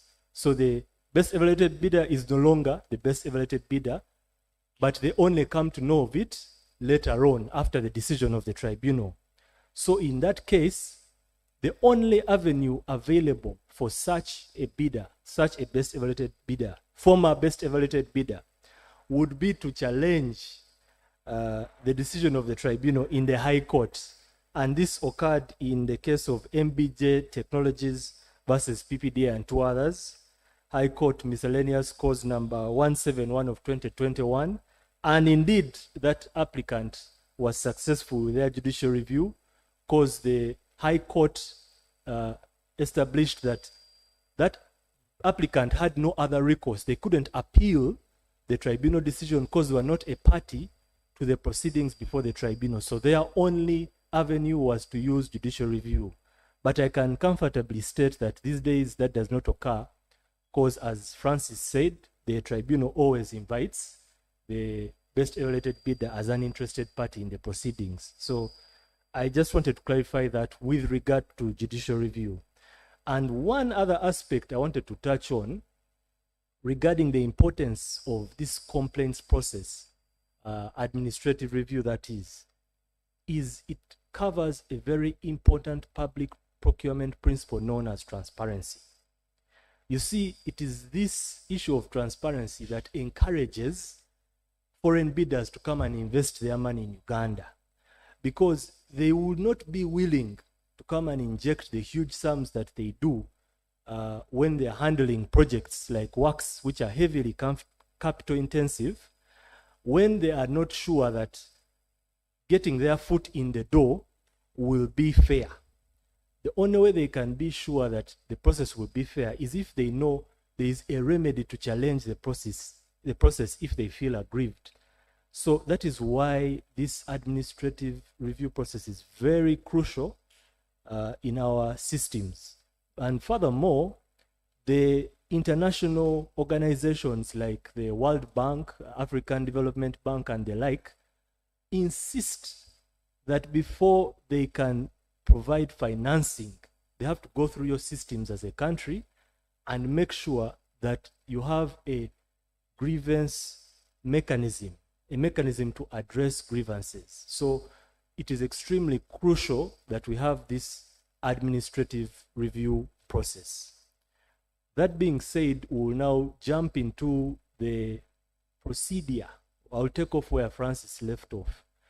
If a party is aggrieved by a decision of the PPDA Appeals Tribunal, what can that party do? Please take note that I say if a party is aggrieved. I do not say if a bidder is aggrieved, because it is two-way. Either you can be an aggrieved bidder challenging the tribunal's decision, or it can be an entity which is not happy with the tribunal's decision. So either of those can appeal against the decision of the tribunal. And as we are all very well aware, appeals are a creature of statutes. This has been established in the locus classicus of Shah versus Attorney General. If you do not have a right of appeal, you should not waste time making an appeal. So the first step is to consider whether you have a right of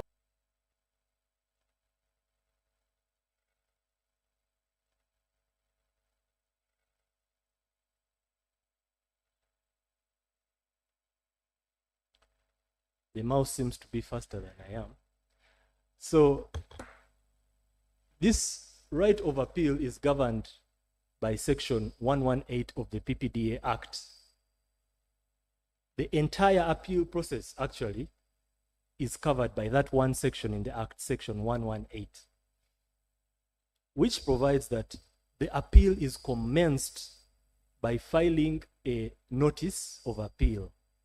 So I want to first pause right there and clarify that much as most lawyers are used to having an appeal commenced by a memorandum of appeal, this appeal from the decision of the PPDA Appeals Tribunal is commenced by a notice of appeal. And that notice of appeal should contain your grounds of appeal. Again, this is something that is rare. Normally used to finding the grounds of appeal in your memorandum of appeal. But in this particular case, you'll have your grounds of appeal in your notice of appeal. And furthermore, that those grounds of appeal should be strictly on questions of law, only on questions of law. And we'll find out why that is very important a bit later. So when you have that notice, when you've confirmed that you fit within this right of appeal because you have questions of law arising from the decision of the tribunal, then you can establish that, yes, you have a right to appeal. Prepare that notice of appeal, and it must be prepared and filed by lodging it with the Register of the High Court within 30 days. Now, these 30 days are very crucial. We are going to establish a bit later why the 30 days are very crucial. But for now, we need to verify that you use a notice of appeal.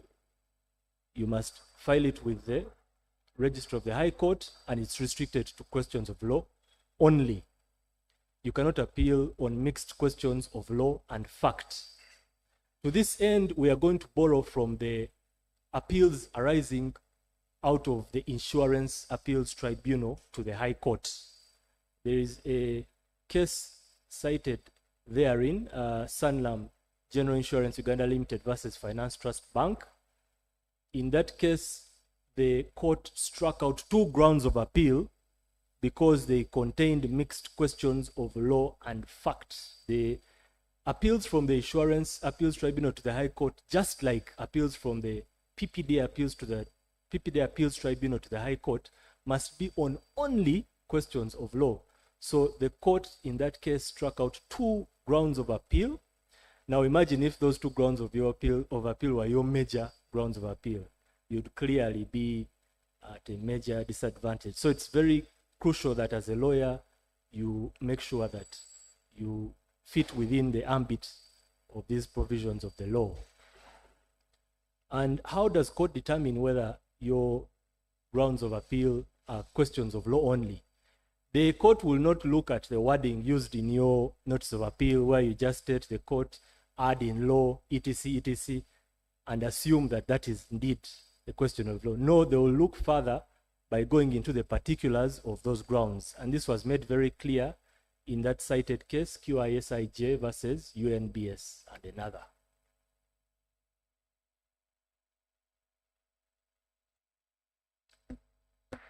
So this notice of appeal must be filed within a period of 30 days under the section 118.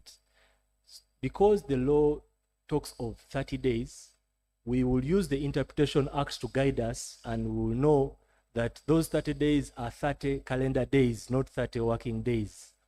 The only issue will be if the 30th day falls on a NANG day. That is when you can use the next working day as your last day. But you don't want to go into those semantics. You better make sure that your notice of appeal with the grounds of law containing questions of law only is filed within plus or minus 20 days max. You don't want to be arguing and trying to fend off preliminary objections. Now, another aspect is lawyers are usually keen to first get the record of proceedings before they can fully pursue the appeal. However, given the strict timelines, it is advisable that you file your notice of appeal as soon as possible. Once you have been notified of the decision of the tribunal, you have 30 days to file that notice of appeal. So file it within those 30 days with or without the record of proceedings. Those can come later. So after you filed your notice of appeal, you can thereafter chase for the record of proceedings, which, in my experience, the tribunal does not give in a very long time. They quickly work on that record and avail it. In The case cited, Sanlam Insurance versus Minet Uganda Insurance Brokers. Again, we are borrowing from the Insurance Appeals Tribunal appeals to the High Court.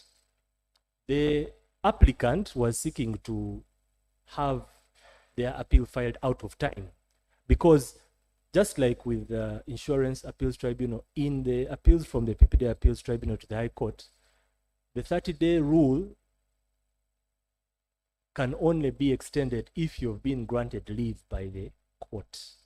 Now, you do not want to be on the back foot arguing for leave, but in the event that you do, the court is going to consider whether you have only questions of law and whether there is merit in your application, and if so, they will grant you leave to file. But in that Sanlam case, the court rejected because it found that there were some issues to do with the grounds of appeal. They were not purely questions of law. So after you have gotten the record of proceedings from the tribunal, you can go ahead and compile all the documentation that was used in the PPD Appeals Tribunal, as well as that which was used in the, before the accounting officer, form your record of appeal, and then proceed to file that in the High Court. There is no prescribed time frame within which an appeal should be determined by the High Court. And we all know that matters of public procurement are matters of urgency, because they are services and works and supplies that need to be urgently delivered to the populace. So it is upon you as the appellant to that voluminous. So chances are you will have a quick hearing date from court once you pursue it. Otherwise, you will be stuck with the court backlog curse. So once you get hearing date from court, you need to be proactive as the appellant. You need to be proactive by filing your written submissions even before receiving directives from court. And the beauty about doing this is once you file your written submissions and you appear before the court, you will just request the court to adopt your written submissions and to give you the respondent a timeline within which to file. So your purpose is to have your appeal expeditiously heard, so that maybe you can still get a hand by participating in the procurement process. And if you do not do this, you may be completely kicked out of the procurement process, as I am going to explain next. So there are two competing objectives in an appeal to the High Court. On the one hand, you have a bidder seeking to get back into the game, seeking to continue participating in the procurement process and hopefully be awarded a contract. And then on the other hand, you have the entity which is keen to have the procurement process proceed. Then you also have the fact that the tribunal in its decision has possibly stated that the entity is free to continue with the procurement process to its logical conclusion. But worse still, you have the appeal task of Section 1184 of the PPDA Act, which states that a procurement process that was suspended during the administrative review before the accounting officer and the PPD Appeals Tribunal shall be resumed during an appeal to the High Court. Now that is a big blow to appeals in the High Court. On top of that, the same section says the procurement process shall continue during an appeal in the High Court. Now, obviously, your client, the bidder that is appealing, will want a stay or an injunction of the procurement process while the appeal is ongoing. They don't want the appeal to be rendered nugatory. But we have these provisions in the Act. How has court interpreted them? The first to look at is the EAA Company Limited versus UNBS.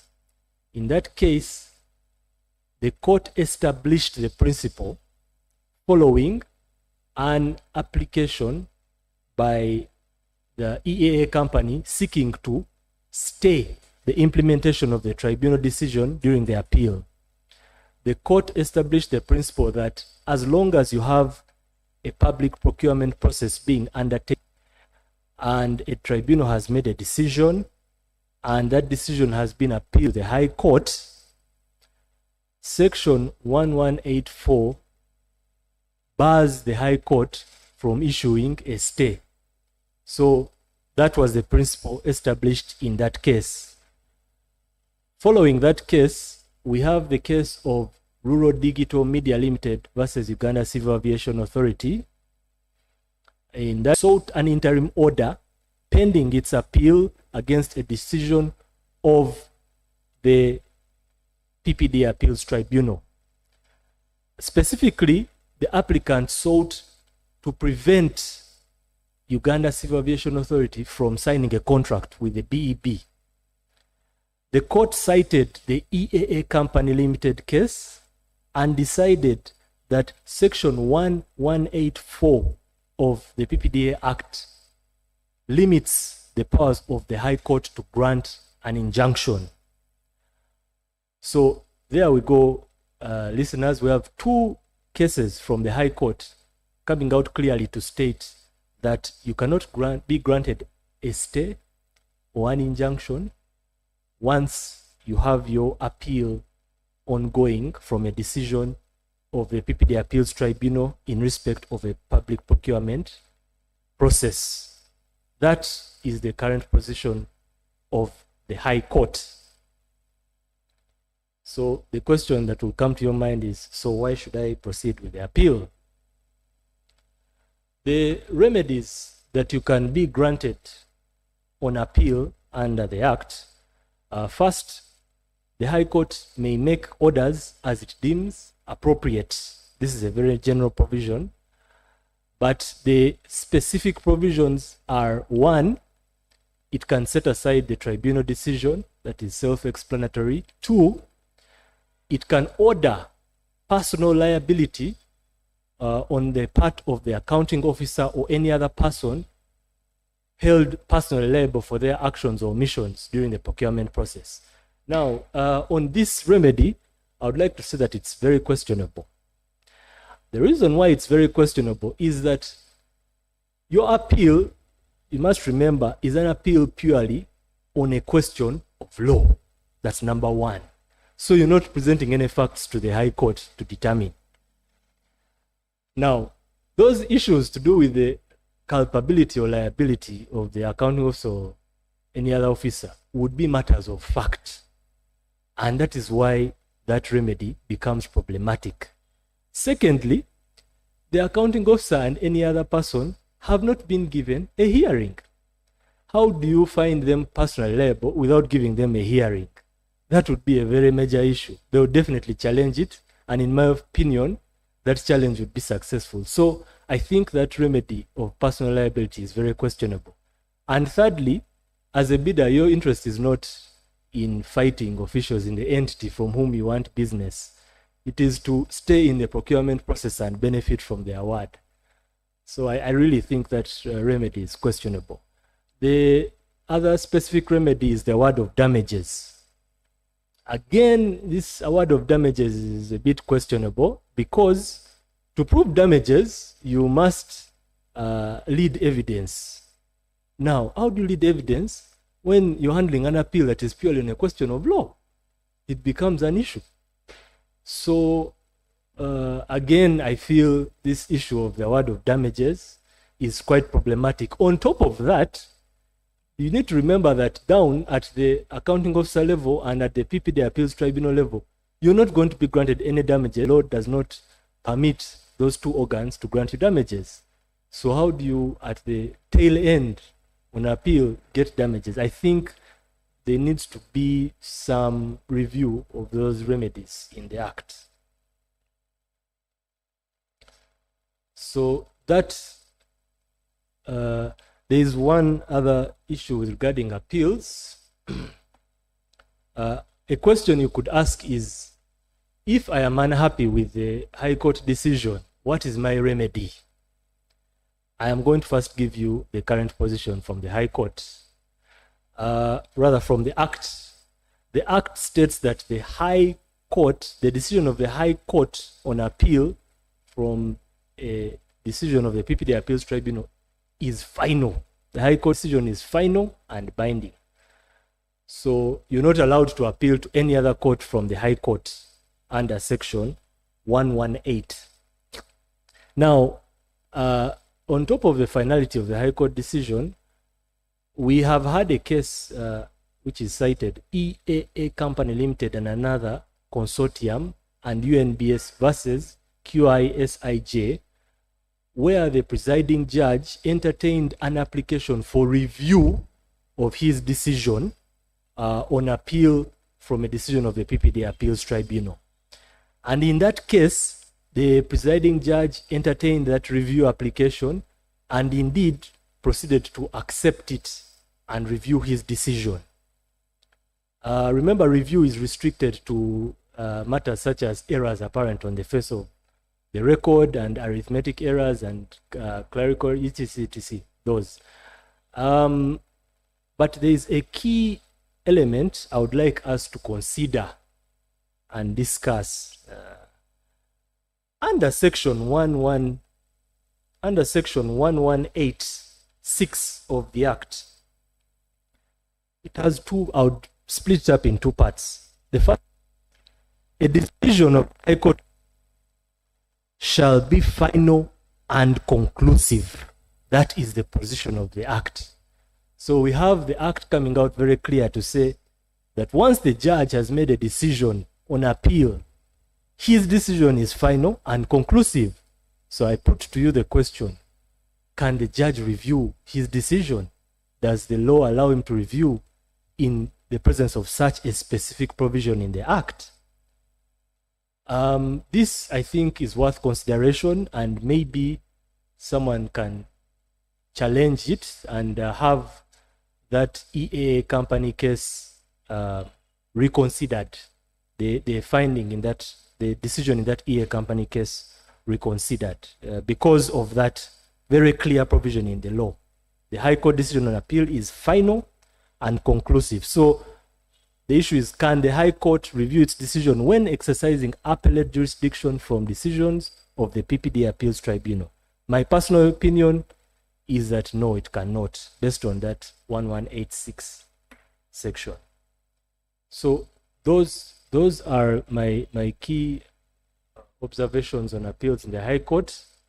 I would like to now touch on another aspect which my colleagues Uthman and Esther have briefly touched on, that is complaints before international organizations.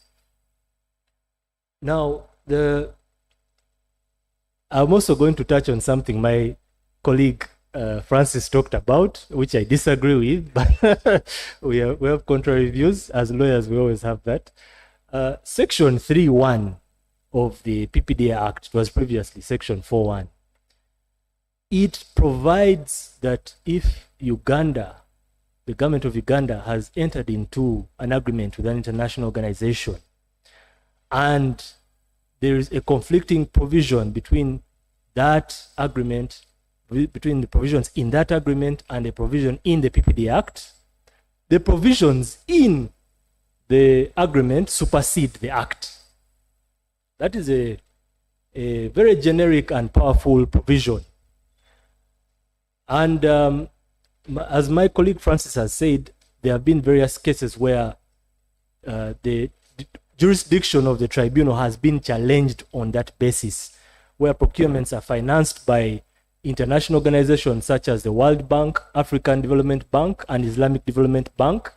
And the bidders have said, Honorable Tribunal, you have no jurisdiction because of Section 3. The tribunal has jealously guarded its jurisdiction and decided that it still has jurisdiction to handle. It wants to see a clear provision ousting its jurisdiction. However, there have been some High Court decisions departing from the position of the tribunal. The first one was Dolomite Engineering Services Limited versus AG and PPDA. In that case, which I was privy to, it involved financing from the Agreement Bank, and the plaintiff brought a civil suit challenging the findings of the PPDA and the entity regarding the procurement process. So when this section 3 subsection 1, at the time it was section 4 subsection 1, was brought to the attention of the judge agreed and decided that the provisions in the African Development Bank regulations and procedures oust the jurisdiction of the PPDA Act, and that complaints should be handled under the AFDB regulations. Similarly, in the case of Nita U versus the appellant Nita U challenged the decision of the PPD Appeals Tribunal on the ground that it lacked jurisdiction to handle, since the procurement was financed by the World Bank and under the ancillary agreements to the financing agreement, the entity was the last point of grievance, and that a bidder could not proceed to make an appeal to the PPD Appeals Tribunal. The High Court agreed with Nita U and decided that the PPD Appeals Tribunal did not have jurisdiction. So we have conflicting provisions in the High Court and in the PPD Appeals Tribunal. One other point I would like to emphasize is that when, as a lawyer, you're dealing with these procedures, you should bear in mind the time limits, because you will have time limits in the World Bank procedure regulations, the latest being a 2025 edition, conflicting with those in the PPDA Act. Just like with PPDA, you have 10 business days to make an application, the World Bank regulations. However, point of depth is the number of days that an accounting officer has to make a decision. Under the World Bank, the accounting has is to make a decision, while under the PPDA, the accounting officer has 10 working days.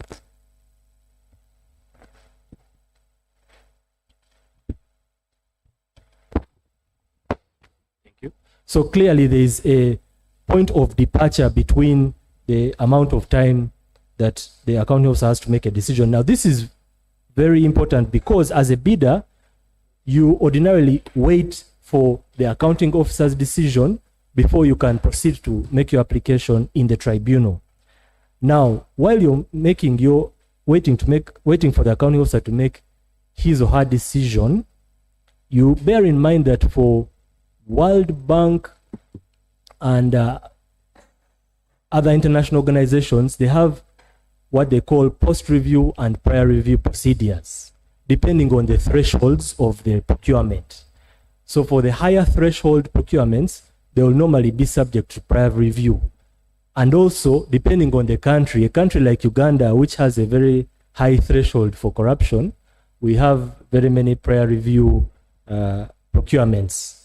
So if it's subject to prior review, when you filed your application to the accounting officer is supposed to consider it, have his draft ready, send it to the entity, and rather send it to the international organization, whether it's the World Bank, AFDB, or ISDB, and get their approval. So after they have approved his decision, he can go ahead and issue it to the complainant.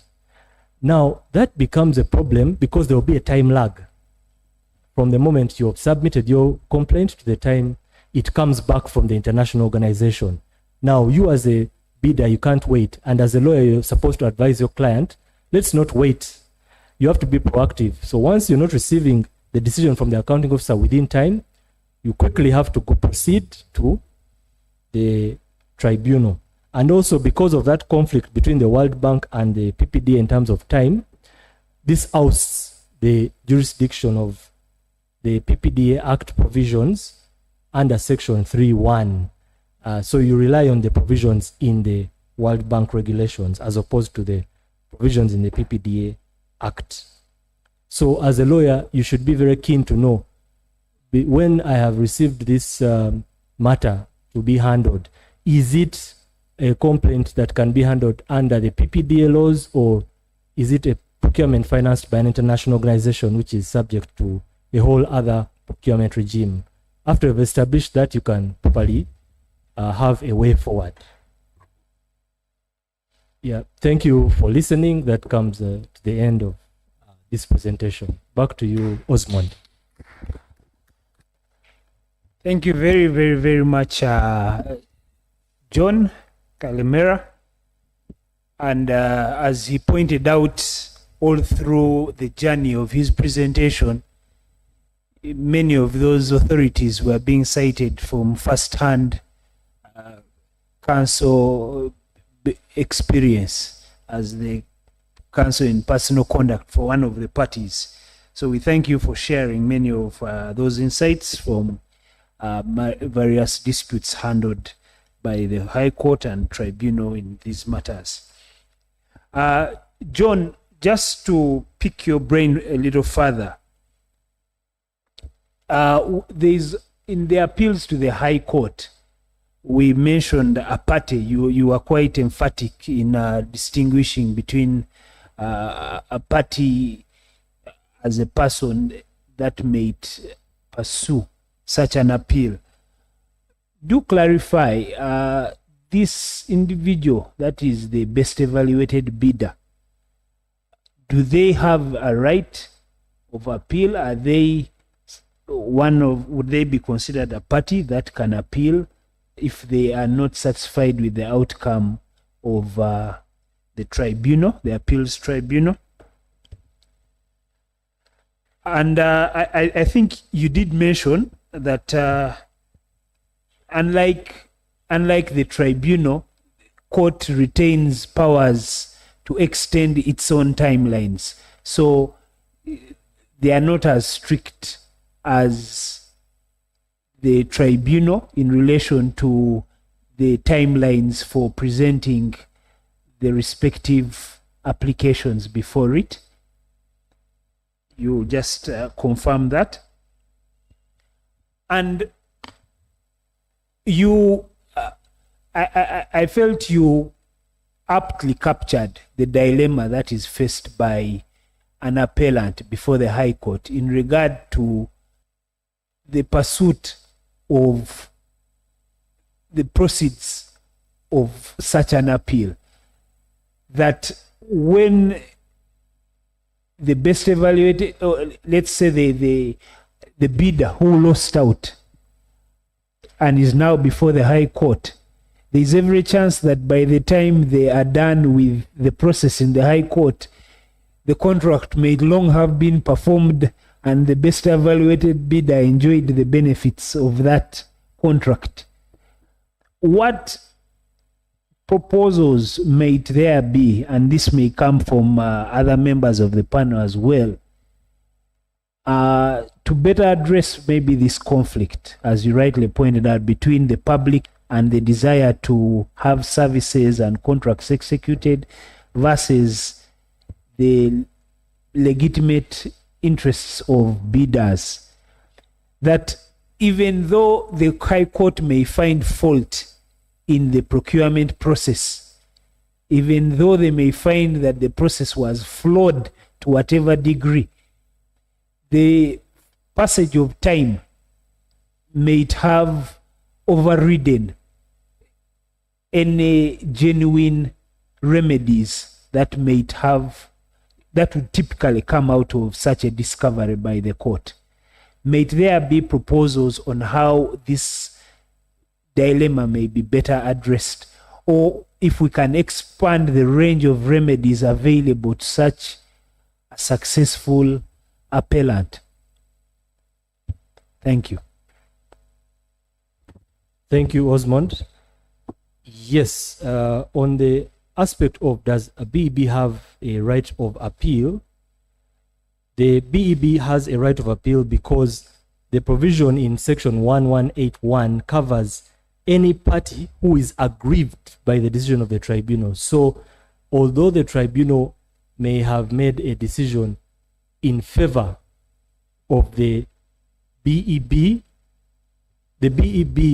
as long as they are not fully satisfied, because at times the tribunal partially, you read the decision and find that they partially uphold an application and make certain directives. So at times you find that even if you're a BEB, you're unhappy with the other remedies that the tribunal has granted, most especially when it states that there should be a re-evaluation of the bids. So you will have a BEB appealing in such a case. They have a right of appeal. All parties who are aggrieved have a right of appeal. And indeed, in the QISIJ case which I cited, the BEB was brought in as an interested party. Another aspect on that point is you will have instances when the party who is making the appeal is not the BEB, but they do not make the BEB a party or an interested party, and they proceed with their appeal. So it is upon you as a BEB, if you really feel you must, you can apply to be joined as an interested party. You apply to the court, and indeed this has happened in some cases. I know in the ROCO case, ROCO NDA, that indeed happened. NDA applied to be joined as an interested party and it was granted. On the next issue, the one which I captured, that is being performed during an appeal. Was this the next? Yeah. So I 100% agree. We have two conflicting public procurement principles. There is the principle of efficiency versus the principle of transparency. On one end, efficient. Just starting a procurement process, that is at the point of issuing the BEB, rather issuing the bidding document, a lot has gone in. A lot of time has passed from the time that the user department identified the need and requested the accounting officer to approve the procurement. From that point up to the point that the bidding document is issued, a lot of time passes. From the point that the bidding document is issued up to the point that the bids are submitted, the evaluation is concluded, the contract is awarded, and the notice of best evaluated bidder is issued, a lot of time has passed. Then we also have the aspect of administrative review.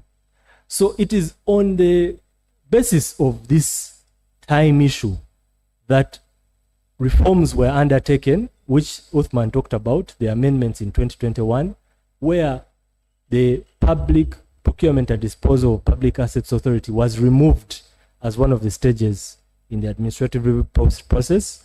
But also, we have these provisions to do with the appeal proceeding while the procurement process is ongoing. That was also introduced in those amendments. This was because of the extraordinarily length period of time that procurements were undertaken, and people, the public, was not achieving the services that they need.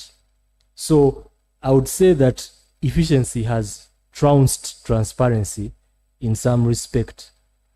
Coming to the aspect of passage of time and distinguishing the ideal remedies that would be applicable to a bidder, even when the bidder's appeal has sufficient merit, I think there is room for reform. We need to revise the provisions in the PPDA Act with regard to the award of damages. I think it is very crucial that they are revised. And also this aspect, I mean, you have a person engaging a lawyer to represent them, but in their wisdom, the tribunal is never awarding costs.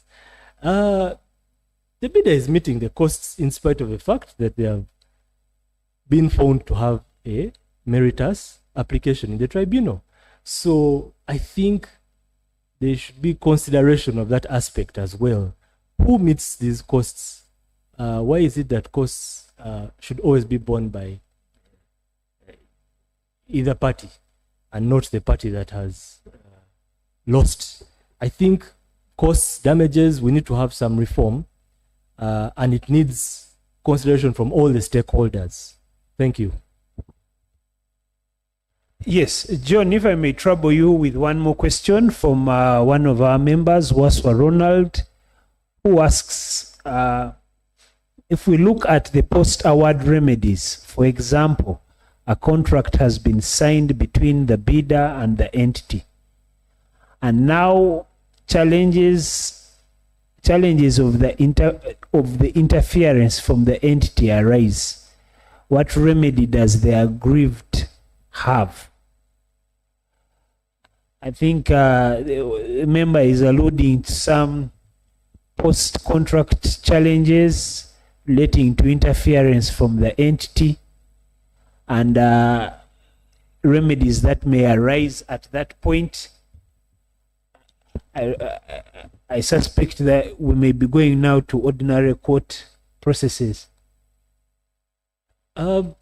Maybe this would go along the lines of, if you have successfully challenged an application at any of the various stages and it's found to have merit, but the entity, of course, first of all, views, many entities, I would say, they view people who are challenging them in a certain light.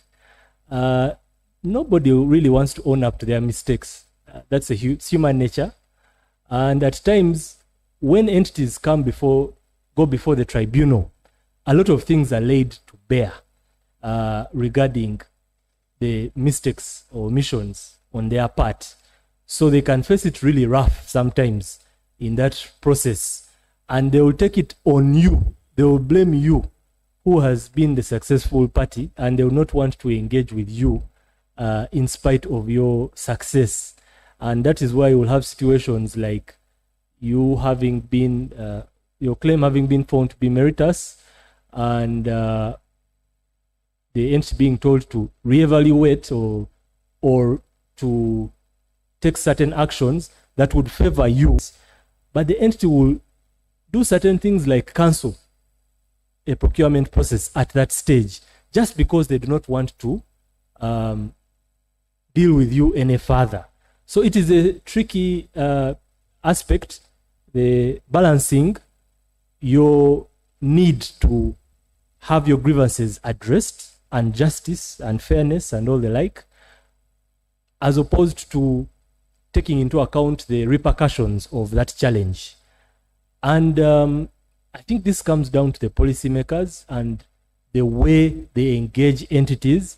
They should be proactive and have a lot of capacity building.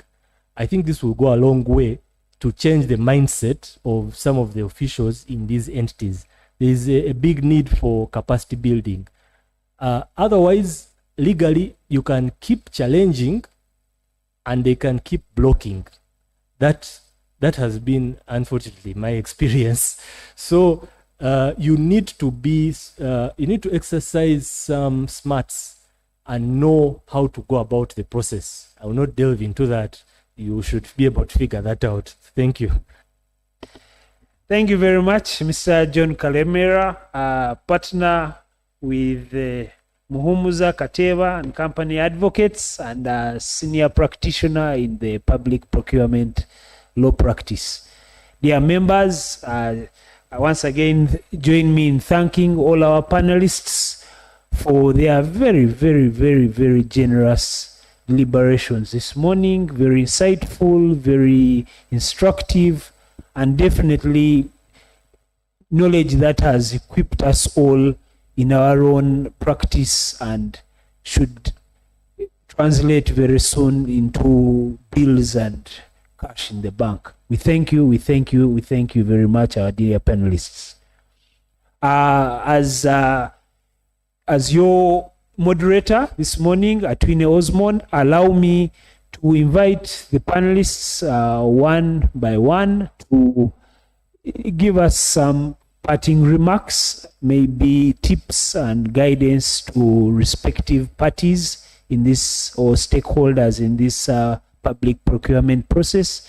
They may identify whatever pain point they think is worthy of note, and leave us with some takeaway that could guide us in better executing our various roles, or advising our clients on what they should do better. So to each of the panelists, you needn't limit yourself to the particular area you covered. You can leave us with a 1 minute parting shot to our dear members. Thank you. Starting with Esther. Thank you.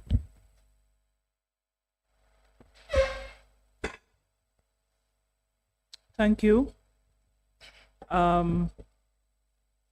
If from today's session that there's one thing that we should go away with, it is the question of the timelines.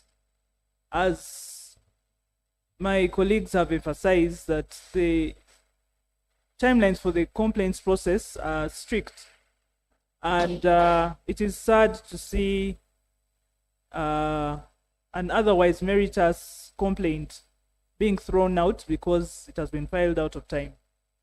So let us know how much time we have to undertake the various steps in the complaints process, and stick to those timelines so that we are able to successfully argue our cases, our complaints, before the various fora. Thank you.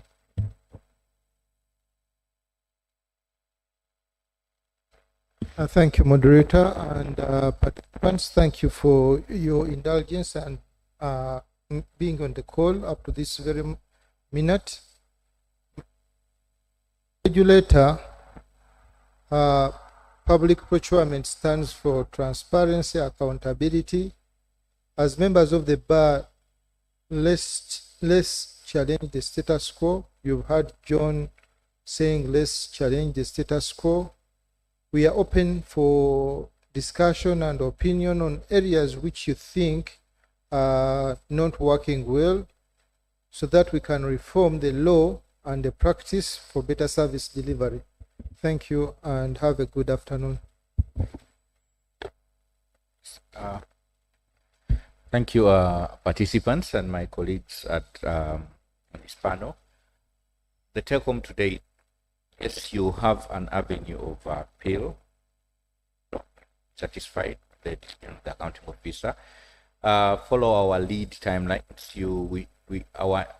Our mission is to lead decisions, so that we do not stifle the procurement process or cause unnecessary delays. So for those who litigate to cause backlog and delays, the tribunal may not be the right place for you. 15 days are 15 days, and will deliver on those particular times. Yes, thank you. Thank you, Osmond. My parting shot would be to reiterate what Esther has said. Time. As a lawyer, it is your paramount duty to represent your clients to the best of your ability. So it does not serve you or your clients any good when you fail to take into account these time frames. I have to say, earlier in my career, I was a victim of these time issues. But after having my hands burnt once, I have never been a victim since. So make sure the minute you are approached by a client with a grievance, take keen interest in the time applicable. Even if you're not fully ready, you must make sure that before the time lapses, you've been able to file the complaint. You can later on try and find a way around it, but please make sure that you file your complaints within time. Thank you. Yes, I think nothing need be added to all that, except to once again say thank you to the panelists today. And I hope they leave you all better resourced and better practitioners in this space of public procurement. I thank the Uganda Law Society once again for hosting us and for ensuring that this conference could take place in the manner that it has. And I look forward to further interactions and continued legal education amongst us members of the society. May you, yes, on behalf of the entire panel, I would like to wish you all a Merry Christmas and a Happy New Year. And that is a direct message from the entire panel. Thank you very much and have a nice afternoon.